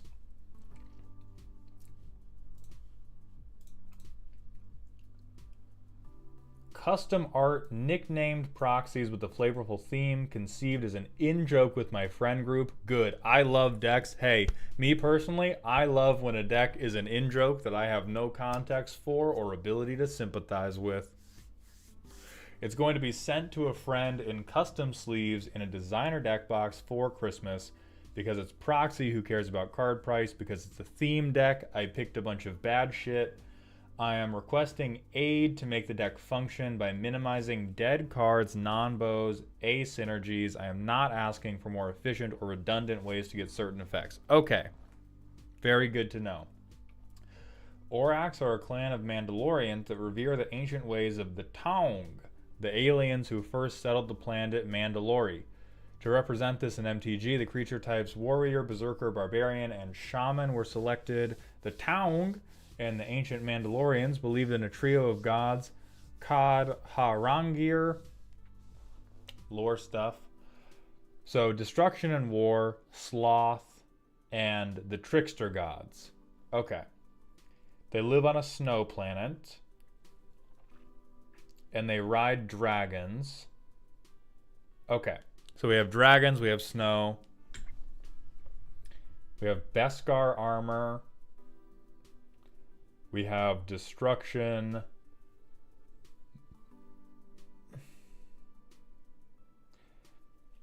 Okay, board wipes are a weak spot. A thematic, asymmetrical, or synergistic option would be a welcome suggestion. So we need a board wipe. Okay, we will definitely be pushing the limits of what Thematic is, but I think we can get something going here. Each Orax victory brings wealth and territory. These are ramp package. This is the ramp package that acts as fixing and acceleration. The land ramp was kept to cards that wouldn't need renaming, just a recontextualizing. The rest are cards that stack treasures. It's Soul Ring, it's Star Wars, suns are everywhere and easy to harness. Revered gods. There must only be 3. So a god of destruction, a god of sloth, and a trickster god.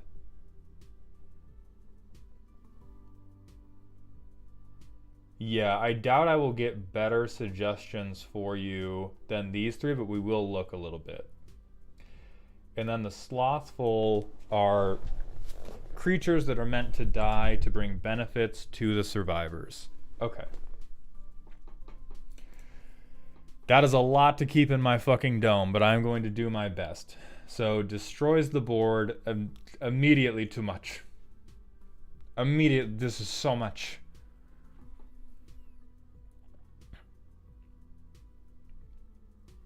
So if you want one-sided board wipes, I feel like the king of the one-sided board wipe is in Garruk's Wake. Well, maybe not the king, but the OG, right? This is one of the quintessential, I would like everything to die that I don't already fuck with. And it seems like this is something that could be recontextualized into, like, if you name this in Orax's Wake, are we there? Does that count as Thematic? What's Plague Wind? Yeah, maybe Plague Wind is tougher to rename, but I think, you know, in Orax's Wake, boom, we have a destruction and we have the so we have in Orax's Wake, and then we have Orax Farted. Big shitties is do the Orax have big shitties? Then Decree of Pain. I mean, this is very on theme for we want to murder and we want to get benefits for all of our murder.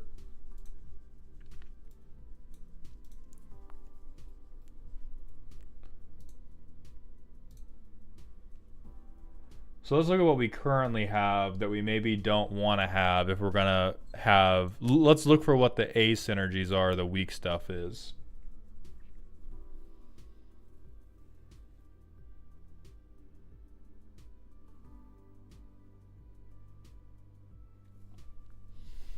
I mean, planeswalkers are generally bullshit, so I think this is okay.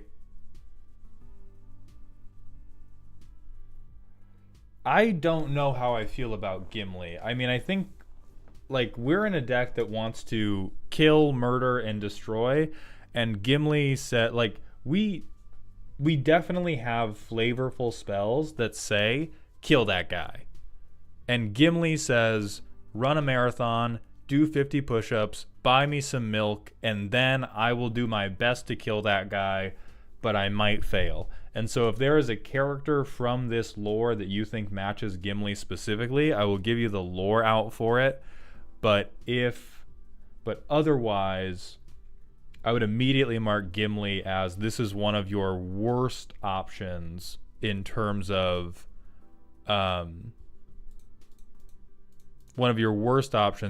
making that happen.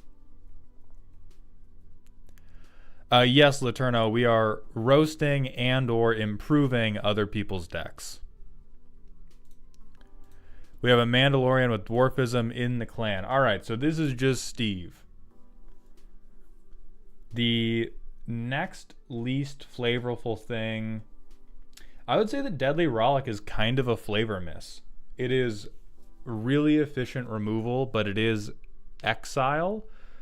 Which is disconnected from the I would like to murder somebody and then profit from that given murder. Canvaros, thank you for the $5 super chat. I'll never give up till Progenitus Hydra Mommy is given her love. More importantly, what colors and abilities would Gordon Ramsay have? Gordon Ramsay would definitely have green because he makes shit. He would almost certainly have white because he has a ton of rules. He would definitely have red because he freaks out. He would either be Naya or he would be green, white, red, and also black because he goes crazy on people. And he would probably cause you to make a treasure token. You would make an additional treasure token every time you made a food token.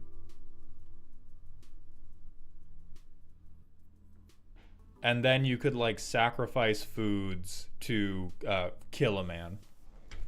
That's what I would say off the dome. All right, anyway, back to this. I'm going to stand by, I think Deadly Rollick is the next least flavorful piece of removal. I mean, maybe you make Exile work with Mandalorians, but in terms of marrying what the deck wants to do with what the lore wants to do, Exile removal is less on theme. Destroy the enemy. Cast a spell before the combat damage step. Target creature gets trample and doubles its power. And then destroy it at the end of turn. I buy that this is on theme. This is kind of bad for everybody but Wolverine. They printed this because Wolverine can regenerate himself. And for Cardor, or for Kresh, while it may be thematic, you do end up either blowing out your own win condition or you have to sit on it until there's only one person left. So I'd say that's on the weaker end. Team Your Battle Rage is awesome.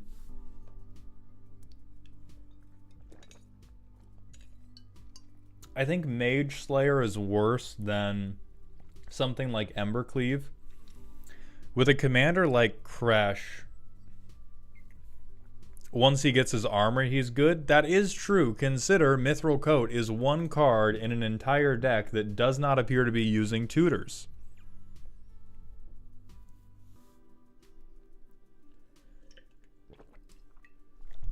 You can use it as a combat trick, or you can use it as a kill spell, as Jellybean says, but that's also not...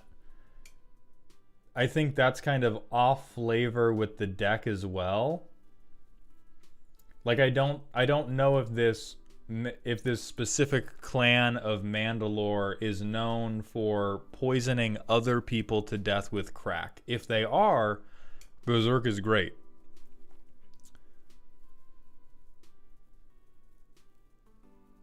But this section looks like it's meant to, you know, convert to damage into motherfuckers' faces.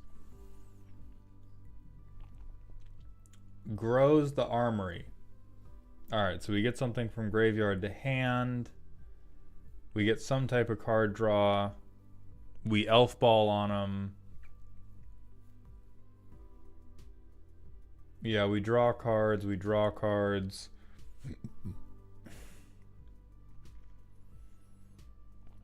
Yeah, I don't have a lot to say about this section because these are all just like, yeah, hey, these are all good. Grows the Body. Lambholt's very strong. Gluttonous Hellkite is...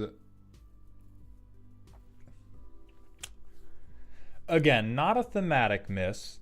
And if you really need a Jund dragon for some reason, that's fine. The amount of setup you need for this to pay off better than just doing anything else with Kresh is like sky high. Like, you can make this happen. Holy shit, does a lot of stuff need to go right for this to happen well. And everything else in your deck, it's a lot easier to make this start happening. Oh, fuck. They do have Embercleave. Okay. Hey, they already took my advice. Perfect.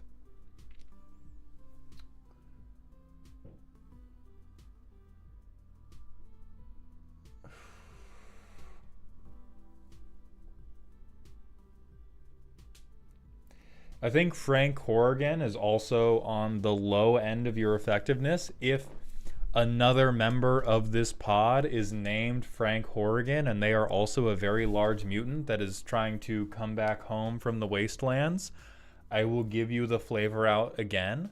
Or if you just like him because he's cute, because he is a very cute boy, that's fine. But proliferate twice. Like, Frank Horrigan is more useful as an 8 power creature that can be sacrificed than he is for his text box. And so that is, again, something I'd pick out as this is on the lower end of the spectrum. Big smacky man in armor seems like it's on theme. All right, so let's be, because every comment has brought this up basically, let's be super clear. None of these are off theme. None of this criticism is directed towards saying this card does not fit the theme. I think every card in this deck fits the theme. I'm trying to do what the primer suggested, which was identify the cards that are on theme but helping the deck the least. And so it all works. Big smacky man in armor works. Embercleave works. Alexios works. I am merely pointing out these are the things that are carrying the least for your deck. And so if you have other thematic things that you want to try out, here's the stuff that's probably worth cutting to try out other stuff. So I think Frank Horrigan is one of those. Death's Presence is basically your commander again, which is very much fine. Rhythm of the Wild is a meta call. I think the only critically important creature that you have is your commander. And so it really depends how aggressive everyone else is about counterspelling your shit. I don't think you need haste that badly. Grow the Spoils. Ooh, so nothing in this section is wrong. This is pretty light. Armchair General, we are looking at Patreon deck roasts today, my friend. And none of these are bad. Additional land drops on top of Impulse Draw is great. Goldspan Dragon is great. Making Treasures is great. These are only like 3 things we can play to ramp pre-commander. And then 4 things we can play after. The gods we've already signed off on. I think, yeah, I like everything in the Slothful. So 37 lands and then 7 pieces of ramp does smell like mana problems to me.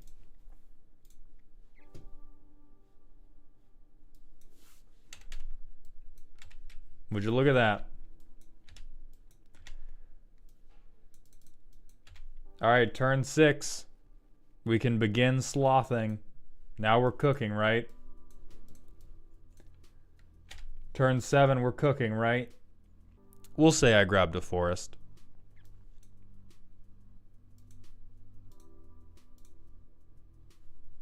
Thank God, but we can't play lands from the top.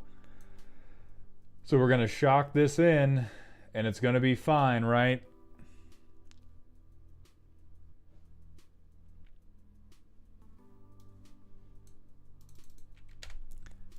So turn 9, we play our commander.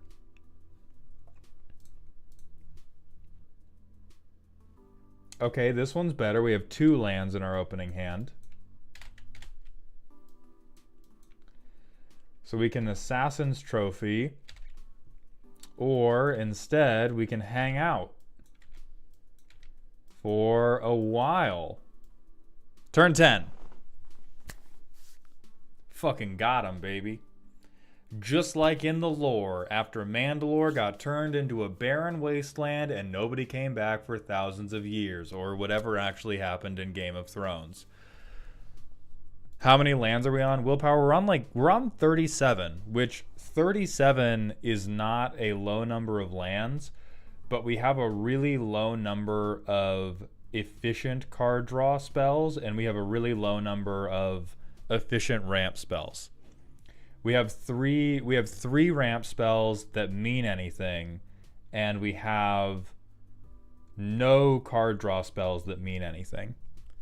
Everything in this section is a very good card draw engine, and by engine I mean that it is repeatable, so you can use it over and over again, but in both Grows the Armory and Grows the Spoils, outside of Soul Ring, Farseek, and 3 Visits, every single thing we have is so expensive that we're only going to be able to cast it after our setup has already happened.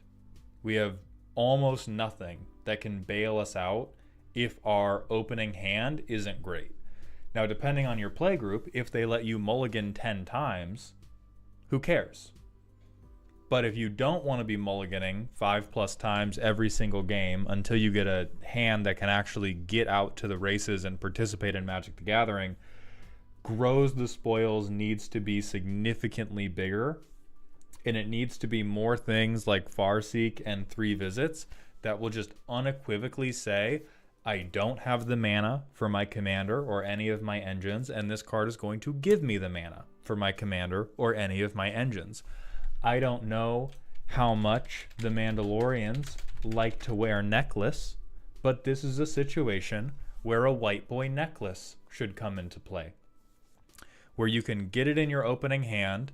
It's very likely you'll be able to play it, and it will get you to all of these like 4 mana plus value engines that will then solve your mid game.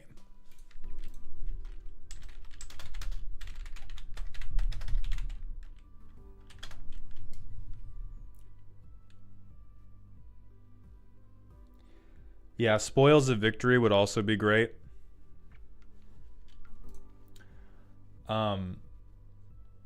So that's the only big change I would recommend for the deck. Again, you haven't missed on flavor really heavily, but we've called out maybe 3 cards that I think are the worst, and probably all 3 of those would go out for ramp in terms of making the deck as effective as it could be. Other than that, other good reflavors you could do would be Phyrexian Arena, but I don't know if the Mandalorians use an arena. If the Orax don't use an arena, then don't reflavor that. But if they do, go ahead and do that, because we need more stuff at 2 and 3 mana that's going to fix the rest of your game. But I think that the idea is very cute. I think that your general adherence to the theme is really good, but I think that you have over-focused on... I think you've over-focused on a lot of these other engines, and I think you've under-focused on making the deck actually get it going. Battle Circle, they call it. Then yeah, rename Phyrexian Arena to Battle Circle and get probably 2 to 4 more ramp spells. Zachi2Fox, thank you for the $5 super chat. Welcome to the dog. Welcome to Dog Heaven, my friend. Surprised to get to catch you live. Enjoy watching your shorts, VODs, viz. Thank you so much, Zachy. We are partway through tonight's Commander roasting. But yeah, those are the changes I would request. Not very much. I think this is definitely classic art. I think this looks like a labor of love. And like all things we love, it's fucked up in its own ways that sometimes we don't notice.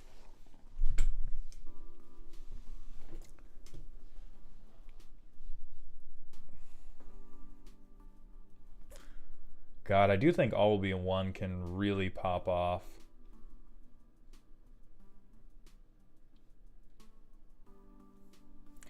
Rurik Thar is also just kind of like, whatever. He's not bad. He gets stuff done. So he's not definitely a cut, but he is very like, eh.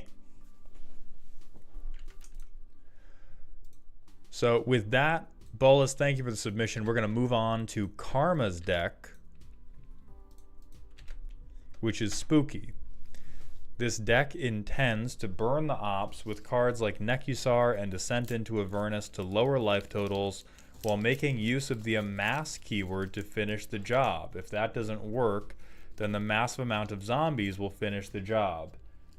Nekusar's Army of the Undead. Even in death, we still serve. I'm really hoping that's talking about being cunty and not about being an actual army, but based on the primer, I'm losing hope quickly.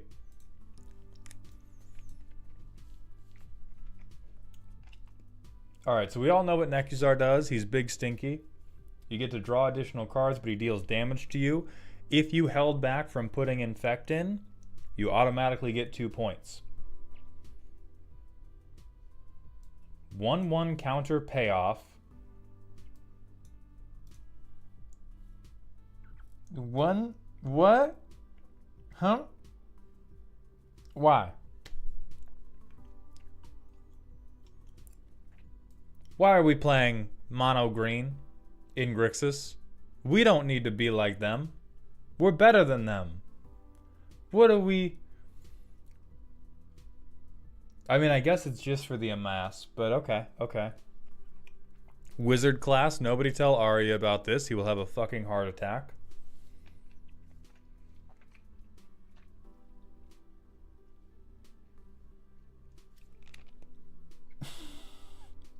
I know it says amass on it, but I'm going to get whiplash if we keep going back and forth from it's a Nekusar deck, but actually it's zombies, but actually it's 1/1 counters, but actually we still have Orcish Bowmasters.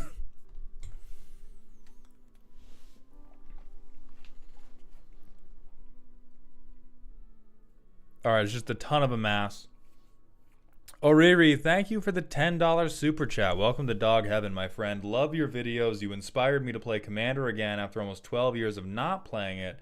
Thank you for all you provide to the community and good luck in your future endeavors. Thank you very much, Oriri, and I'm so sorry to have brought you deep back into this game. Yeah, Grimgrin's crazy. Definitely an army general here. Yeah, this is just like a mass word cloud. How many? Hold on. How many decisions did they have to make and how much was decided? Oh, 56. Okay. Okay, they made a decent amount. Oh, but you still played this guy? Come on.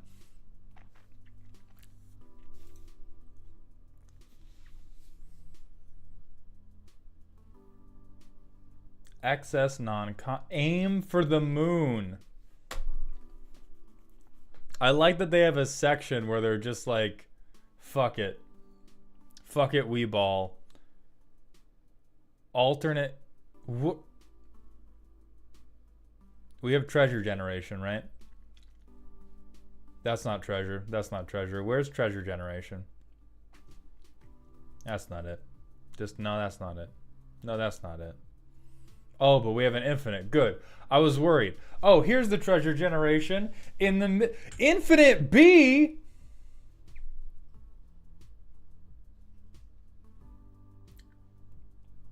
My neck hurts. I don't know about you guys, but my fucking neck hurts reading this because I was reading through the deck thinking, ah, this is Magic as Richard Garfield intended. They're not using that many generically good cards. They have this really specific theme they want to go with, and they're playing by that theme. The rest of you be damned. And then we have Infinite A and Infinite B. Our alternate win con is Revel in Riches and a chainsaw that makes you bleed money. It's on theme. I'll lick your fucking hair off, dude. It's on theme. I swear to God. Mox Opal, you motherfucker. Oh, and we're tutoring. I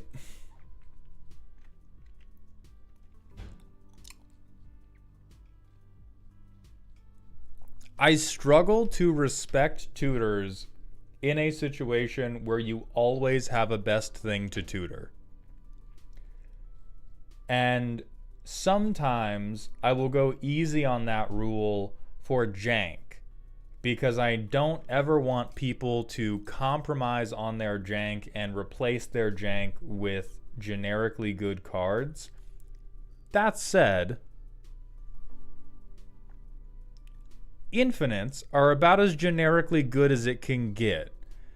And if you're using tutors to prop up your like thematic infinite, that really just leans towards, I have a bad deck that sometimes kills you instantly.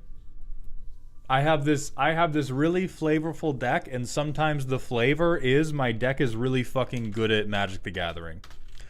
Also, shout out my dog Alan from Mental Misplay for rating the channel. I hope you had a good stream, my man. Everybody go follow that motherfucker. Alan, if you're here, you tell me how you feel about, this is my Nekusar Amass deck. It's Nekusar, but I'm doing Amass, and I'm doing +1/+1 counters.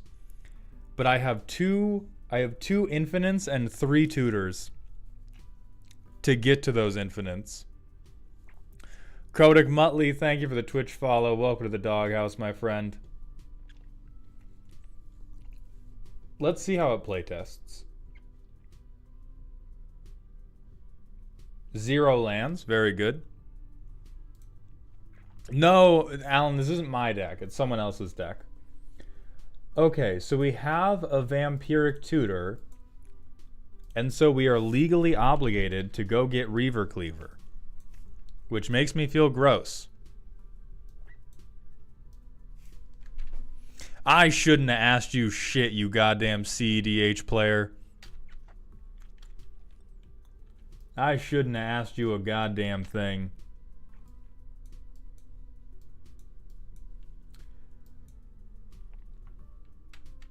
Okay, so we're on no maximum hand size. We'll level that up, draw 2.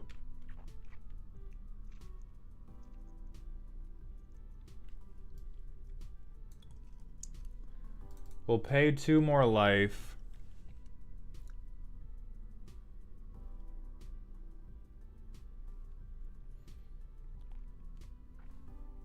I guess we play Nekusar now.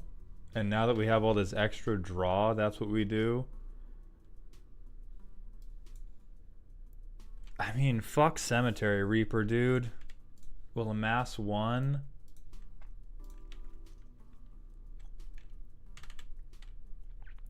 And we'll also do this, and we'll amass 1 again, and we'll play Mox Opal, but we don't have Metalcraft because we're a bunch of fucking dipshits. And then we'll Demonic Tutor. Hey, this is whatever the second part of the infinite is. And we Reaver Cleaver.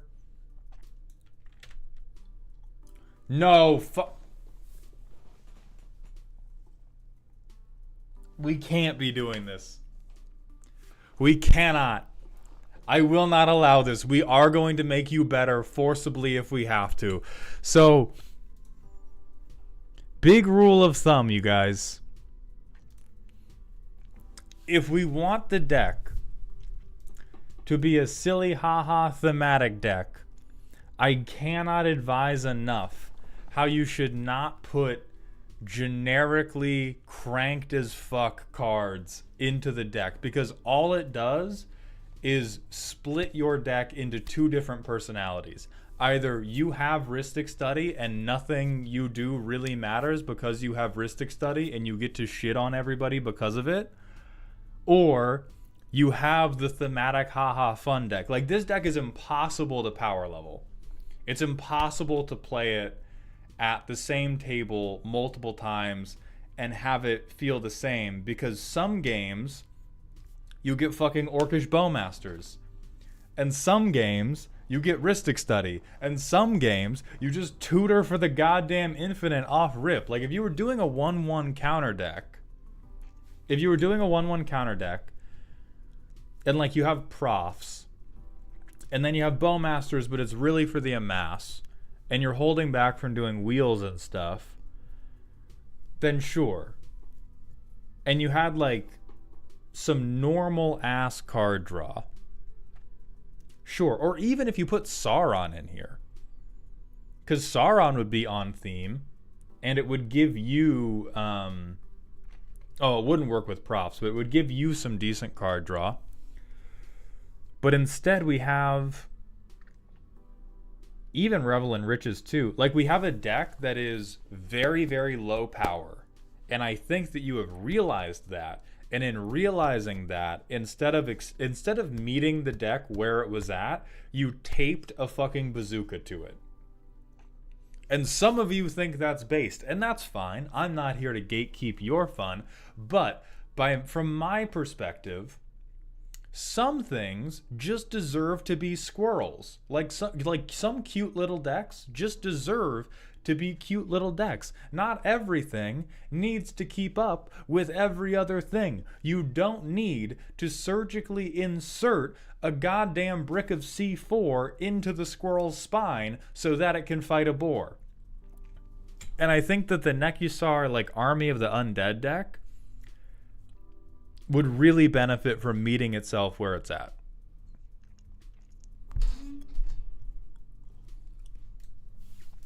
Oh yeah, Undead Augur. Yeah, this is a really good card draw engine that's probably going to work out for you. It's going to be on theme with the zombie stuff. You do already have a draw engine in Nekusar itself.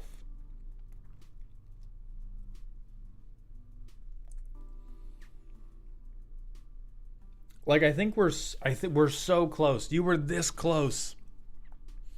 And then you were like, the deck's bad. And nobody will play this bad deck with me. Like, you can't have Lord Tressorhorn and Rhystic Study in the same deck with a straight fucking face. I will not allow it. I will not allow you to look me dead in the eyes and be like, this is a reasonable pairing. This is a reasonable wine and cheese pairing of my Lord of Tressorhorn $5 Thunderbird gas station wine and Rhystic Study, the $3,000 slice of cheese that 10 men died to create the crust on. The thing with bad decks is you can just let it be bad sometimes. That's what I would advocate, Karma. We're not going to make this deck better.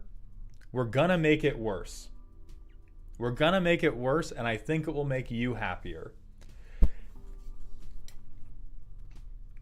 Because I think games where Undead Augur pops off, this will still feel like a zombie army deck. In games where you play Rhystic Study, I don't think this feels like a zombie army deck. I think this feels like a Nekusar Rhystic Study deck. I think it is so good as to subsume the deck's entire identity, and I think that is, in my view, always a negative. And so I would really recommend just let it be shit. Because zombies are also pretty fucking strong. Like, you want card draw with your zombies? I talked about this man today.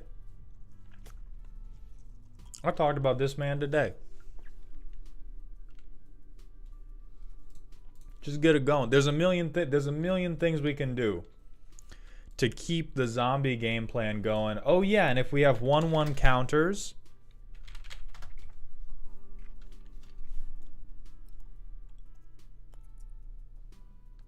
we can make our army fly. He's also a zombie. He lets us draw cards. We have no shortage of options for things that are going to fix our card draw situation and still be on theme. And so I just don't think we need to have like the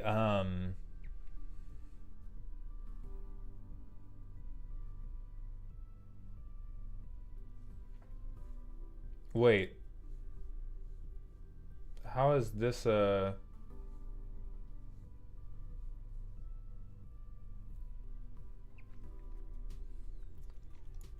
Okay, I'm a little dumb. How is this an infinite? Real quick. Because this would be a 4/4. Oh, just unblockable. Okay, so this is an infinite if we have a creature that makes 5 treasures, because this guy makes 4 treasures.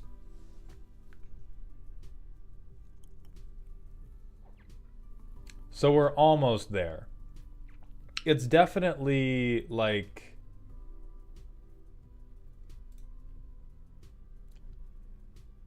The steps to the infinite are large enough that they're not particularly heinous, but if you're going to have infinites, I typically think if you want the deck to resemble anything casual, you should pick one between multi-stage infinites and having tutors.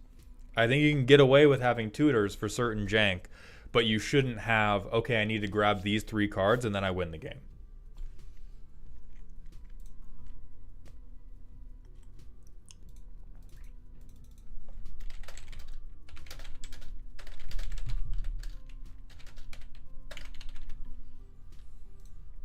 We're going to change up the personality matrix to fit in karma.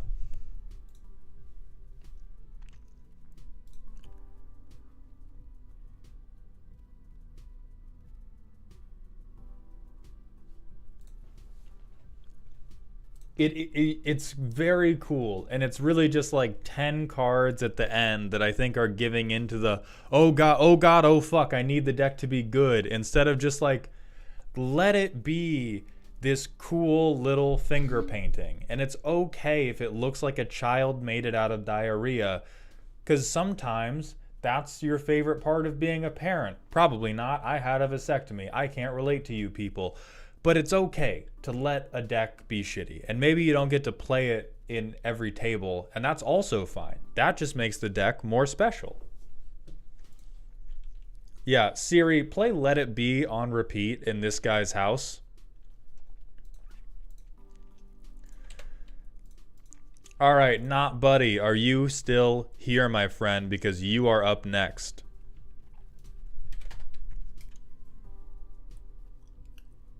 Rend my ball. Rend my balls. Submitted by user NotBuddy909. A somewhat spooky deck that wants to repeatably make token creatures, sacrifice the creatures, and insist your opponents pay for your creature's life insurance payout. Plays a lot of artifact creatures and enchantment creatures so that Rendma can make more birds, and my opponents can experience swooping season with the amount of goated birds flying at their faces. Okay. It's my cool name. Thank you for the Twitch follow. Welcome to the doghouse, my friend. Souls Modius, we're not going to do any rants today, so I will refund those points to you. But Renma, artifact creature, when you play them, and whenever you play a card with 2 or more card type, whenever you play a card with 2 or more card types, each player creates a tap 2/2 bird that has flying and is goaded for the rest of the game. So we have diversity quota deck into murder most foul. Literally. Ramp. Yeah, this is some... Okay, this is some fucking question mark ramp. Not even quotation mark ramp. Likes enchantments. Looks at cards continuous. I like Idol of Oblivion. I really like Evolutionary Leap in this deck. I think it's really clever to turn all of our shitty little 2/2 government employees into any other creature. Looks at cards once. Yeah, additional cost, sacrifice something is immediately correct in a deck like this. I personally don't like Drain from a Riz standpoint. It makes mechanical sense if you're going to be coming up with all these birds. Me personally, I would rather just drown the table in pigeon shit. But again, that is a personal decision and not necessarily a mechanical condemnation of what your deck is doing. Delirium, yeah, sure. You're going for 2-type stuff. Makes little friends. You are definitely going to need chump blockers. I've seen a deck played with this commander one time, and I was not playing at the table, but everybody wanted to kill this motherfucker.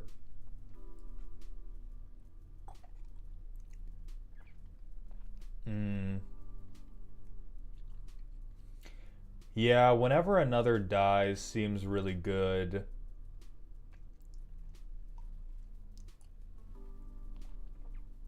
And we have 28 two types. Yeah. Depending on your card draw, I might really believe in that. So far, I have yet to see a Rend mod deck that answers the question, what do I do now that it's a 1v1 and there's 20 birds across from me? Here's what you do. Hold on, here's what you do. I don't know if this is in the deck, but Rend my balls right now. Right now. Right now, you crawl space it up. And we have shadow plays. I'm breaking my own rule about the order we do stuff in. Bird on bird violence, baby. Bird on bird violence. The Massacre Worm does make sense because you can just blow up all their birds.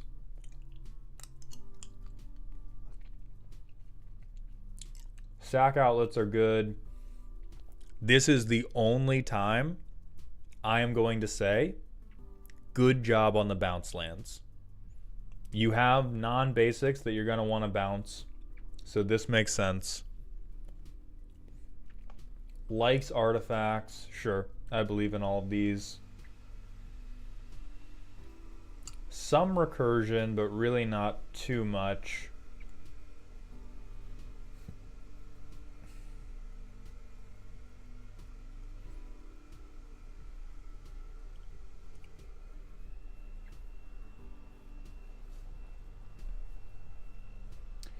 Okay, be for real right now. You put Osseous Stick Twister in because you opened it at your Duskmorn pre-release. I'm not going to judge you, but I don't need you to be sorry. I do need you to be honest. You bought a little post gym boosty as a treat, and this was looking straight at you, wasn't it? Wasn't it? Because I'll tell you right now, this is a draft card, brother. Or sister, or sibling, whatever you are to me. Mi familia. This is a draft-ass card. This is not a constructed card, and this is not a commander card, unless you are Voltroning the son of a bitch, and I know you are not. Because I'll tell you what, they're... Nah, it's a scarecrow. That's about it. You pass. Sure. On theme, on flavor, whatever. Who cares?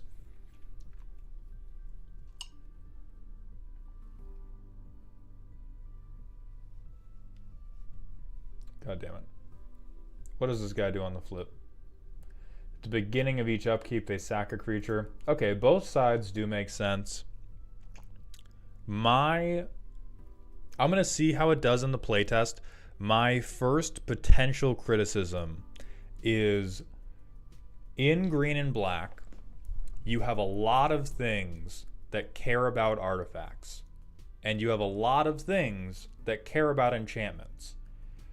You don't have a lot of things that care about both. And so I think it's probably a misstep to try to mix the enchantment creatures and artifact creatures rather than leaning hard into one of them. I'm not 100% on that because I've not tried to build too many of those decks myself, but I know that there's a lot of cards that are like, what's up? We're the artifact boys. And then there's other cards that are like, what's up? We're the enchantment boys. The robotics club and the art club are defined enough subcultures that I don't think you need to bridge the two. I think you can pick one and the deck will be better on account of you picking one.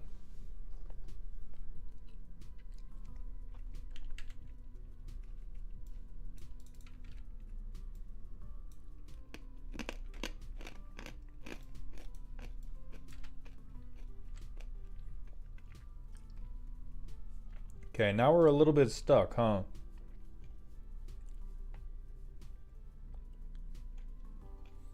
Okay, no, we can Cryptic.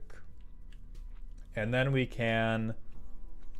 So we can tap to make this come back. And then we can Diabolic Intent it to get this motherfucking swamp, baby. We're so back. We're so back. Now we have 5 mana. Now we can Renma only a turn behind schedule.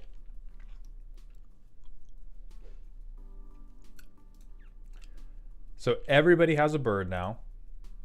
Bird count is at 1.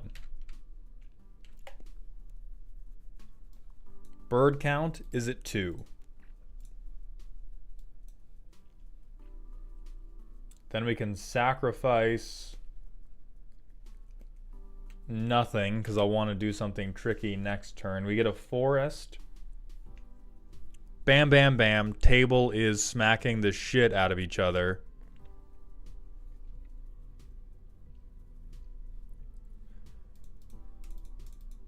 We make this come back to life.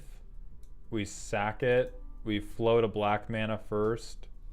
Or no, we just spend it into Grisly Plunder. Drop this land, bird counter up to 3.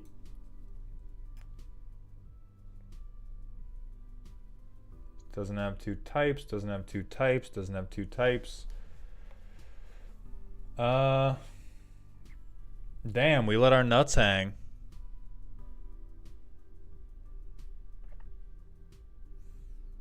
I mean, I guess we play Vashta Narada, and we hope nobody looks at us angrily.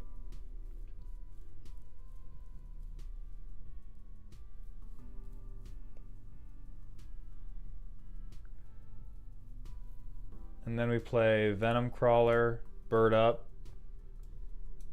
Do this, we sack one of our birds. Like at this point, the table has to be getting pretty close to death. Only because everybody having 6 to 8 flying power that has to swing is really quite a fucking lot. That's a pretty rough opening hand. That one's a little bit better, but this is still really bad. Never mind, we have a forest, everything's fine. We're gonna go get a forest.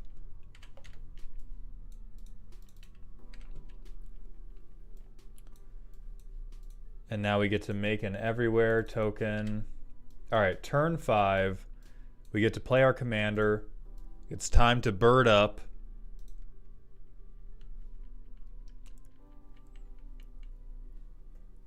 We only have 1 mana open now though, so we play this, bird up. This is still impending. We can tap these for any color. Play this, bird up. Bird up. Bird up. Bird up. And then everybody fucking dies, right? Everybody just fucking dies.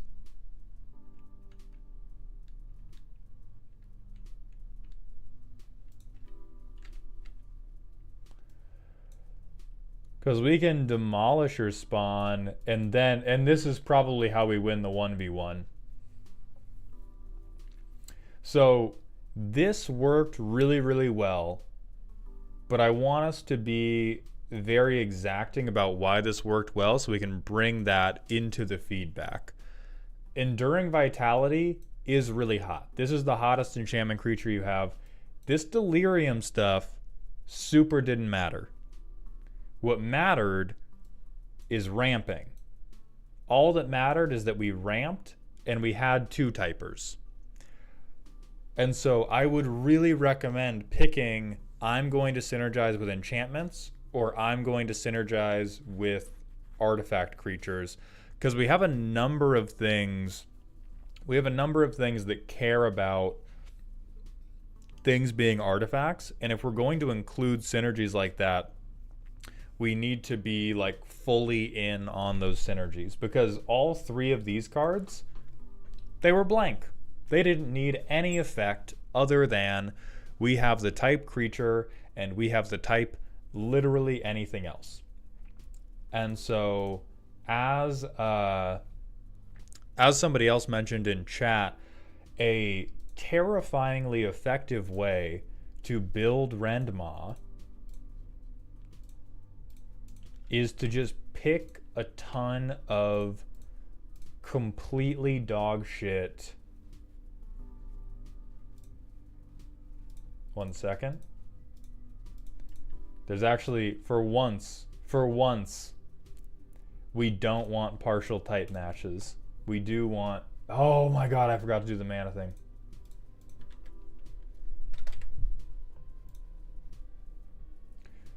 So you can just play all of these, and then if you have Mystic Forge, or if you have, God forbid, the silliest thing in the world you could possibly do with Bolas's Citadel is turn it into the world's largest bird coop.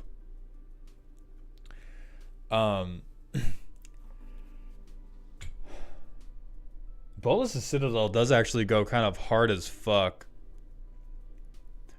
It's in the list, more scarecrows. Couldn't you play Mycosynth Lattice for maximum funnies? You could, but I think enough of the deck is already dedicated towards having a second type that it wouldn't really do too much for it. Another thing I think you need is better ramp. This is another deck where it seems like we have a lot of great things to do once we have 4 or 5 mana. But we don't have enough things to do at like 1 or 2 mana. And these 2 types are good. If we could find like 1 or 2 more, that would be really, really strong. Somebody teach this man Scryfall syntax. We can't, 8th Needle. I can't read.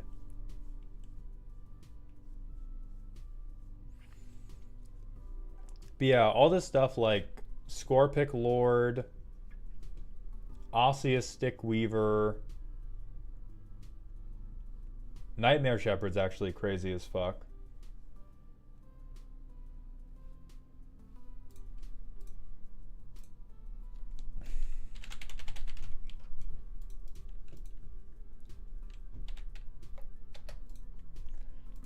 God, I wish I knew how to look up enchantment synergies. 8th Needle, thank you for the Prime sub, my friend. I appreciate those Bezos bucks. Welcome to the dog home, my friend. I'm going to look up... we need to look up themes.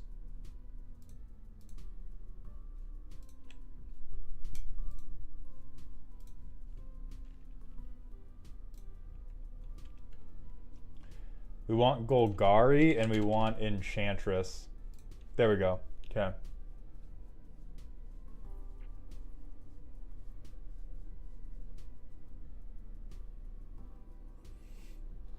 So like if we're gonna do enchantment creatures, we probably want that guy. We also probably want that guy.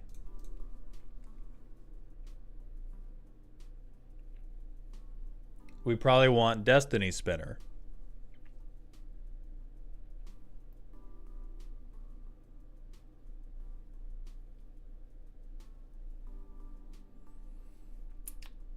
We may even want Setessan Champion, even though it doesn't trigger off of, even though it doesn't trigger Renma itself, the card draw is really hot.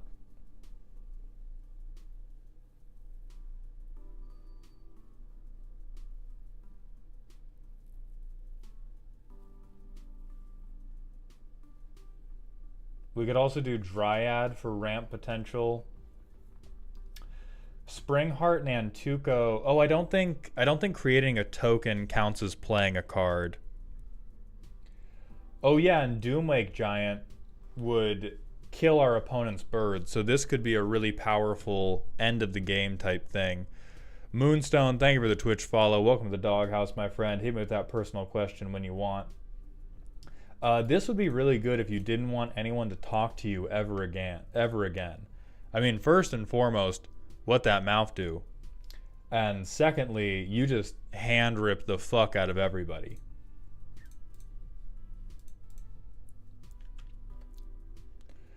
And then if you don't want to do, oh, like Elvish Archivist, this would be really good for where your deck is right now, because it cares both about artifacts and it also cares about enchantments.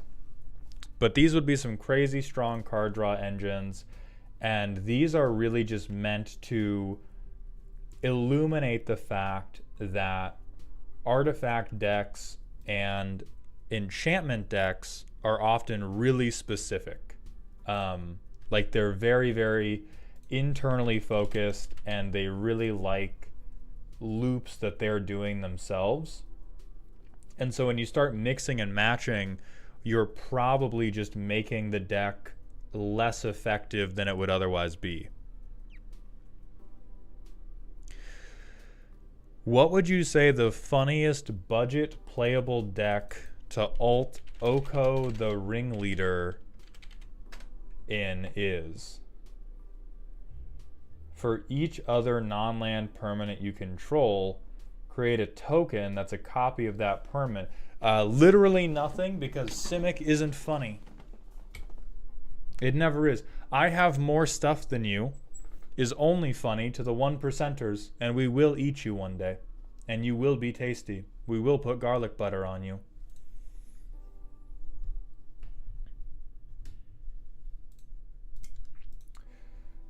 And so like other artifacts we could do.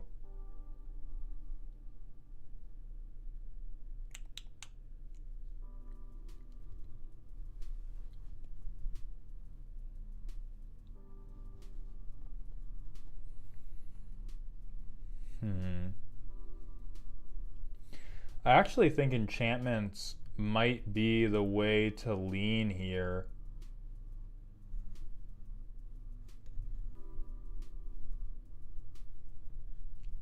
Like, I would either do, if you want to improve it, I would say there's a lot of space to grow, either in terms of bringing in enchantment synergies over artifact synergies, because I don't think the artifact synergies are that strong. But I think like if you replaced all 7 of these likes artifact cards with these enchantress synergy cards, the deck instantly gets better. Problem with enchantments is it costs more, not as many birds. That's not necessarily a problem if you want the deck to stay silly. Going to artifacts so that you can play off the top of your deck really cheaply, or just play a shitload of birds immediately and kill the table, is good in terms of trying to make the deck win more. But Commander is very rarely about just winning. Like if you just want to win, then we fuck this thing up with tutors, we put a bunch of Golgari combos in it, and then it doesn't resemble the art piece that it began as. If we want it to stay weak, if you want it to stay weak, minimum is we got to replace some of this like artifact synergy stuff with enchantment synergy stuff and lean into the enchantment creatures that we have. And if you want it to be cranked or crank 2 Jason Statham Boogaloo, then you do like Mystic Forge, Bolas' Citadel, and you just play like 1-drop artifact creatures over and over and over, and everybody has 10 birds turn 6 and they have to kill each other.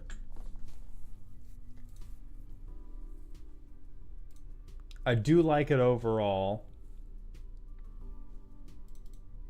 I think you are going to be taking over the position of multiple decks in a trench coat, because right now you have an artifact creature deck and you have an enchantment creature deck right next to each other, and they're like not enough room in the elevator for both of them.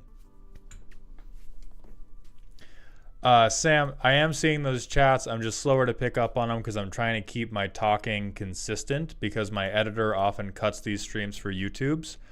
We do have deck lists. I do not think links populate to TikTok though. Or if you can, I don't think you can click on them. If that works, go ahead. But otherwise... Hey Mauled, about how often do the highlight videos get posted to the channel? They're my favorites at the minute. So that is gonna be kind of variable. The thing about the highlight videos is their reception is really bad compared to things like my Commander roasts, which makes sense because they're a lot longer. And so it's not really out of the ordinary that the longer videos get fewer views than the really short things that can go on the shorts feed and stuff like that. The bigger problem is that outside of a couple outlier videos, every highlight video we post gets received worse and worse. And so we're not only not growing an audience for these deck roast highlight videos, but people are actively getting less interested in them as I post more of them. And so there's probably going to be one that gets posted over the weekend. But I am trying to brainstorm things I can change to make them more entertaining, or things we can change about the editing style to make them more entertaining, because I'm fine to post these things when they're not viral hits. We don't need to be in like infinite growth forever. But if I continue to post and frequently post things where the viewership is continually trending downward, that will fuck my whole channel up because of how YouTube works. And so like I can experiment with things, but so far the experiment has explicitly been a failure. There are a couple people like you that I'm very grateful for that really like every single one of them, that watch all of them, and you're like, that shit made me laugh, it made me feel good, it taught me about a card I liked, and that's very positive, and that's what I want out of them. But it's been like 2 months of posting them semi-frequently, and what is continuously happening is fewer people are watching them, fewer of the people that watch them are liking them, and fewer people are commenting on them. And that's not something that I can keep doing. It's something that I can do more of after I like pivot it a little bit and try something to make them more interesting. But the plan was to try to have like 2 a week, semi-indefinitely. Like we have the material to edit together 2 a week as often as I want. But I've slowed down on posting 2 a week, because if I post 2 a week, it's going to fuck my channel up, basically. Yeah, so that's kind of where things are with getting the VODs done more often right now. All right, and so with that is where we're going to end the stream for tonight. We're going to find somebody to raid. We're going to be live again tomorrow at 1 p.m. doing the same thing we were doing today, some more deck roasting. None of my friends are online, so if you have any of your personal favorite creators you would like me to raid, just let me know in the comments and we can make it happen.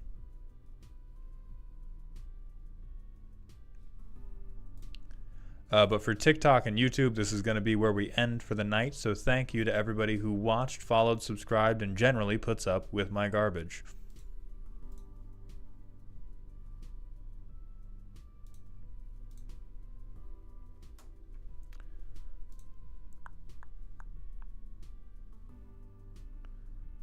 Zeddy is live. He plays Hearthstone. Oh, sure. I have, I have no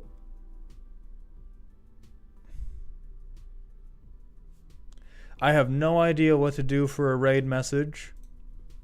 So give me 2 seconds to think of a raid message. Hey, next month, pirates or fake suspend? Hit me with that fake suspend.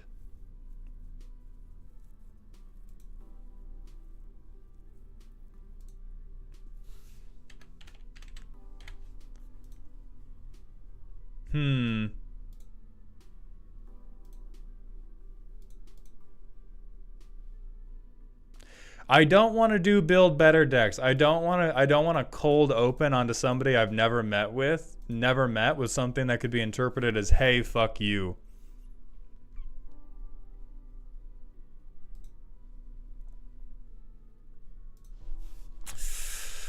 Oh, I need like a list of generic openers I can do.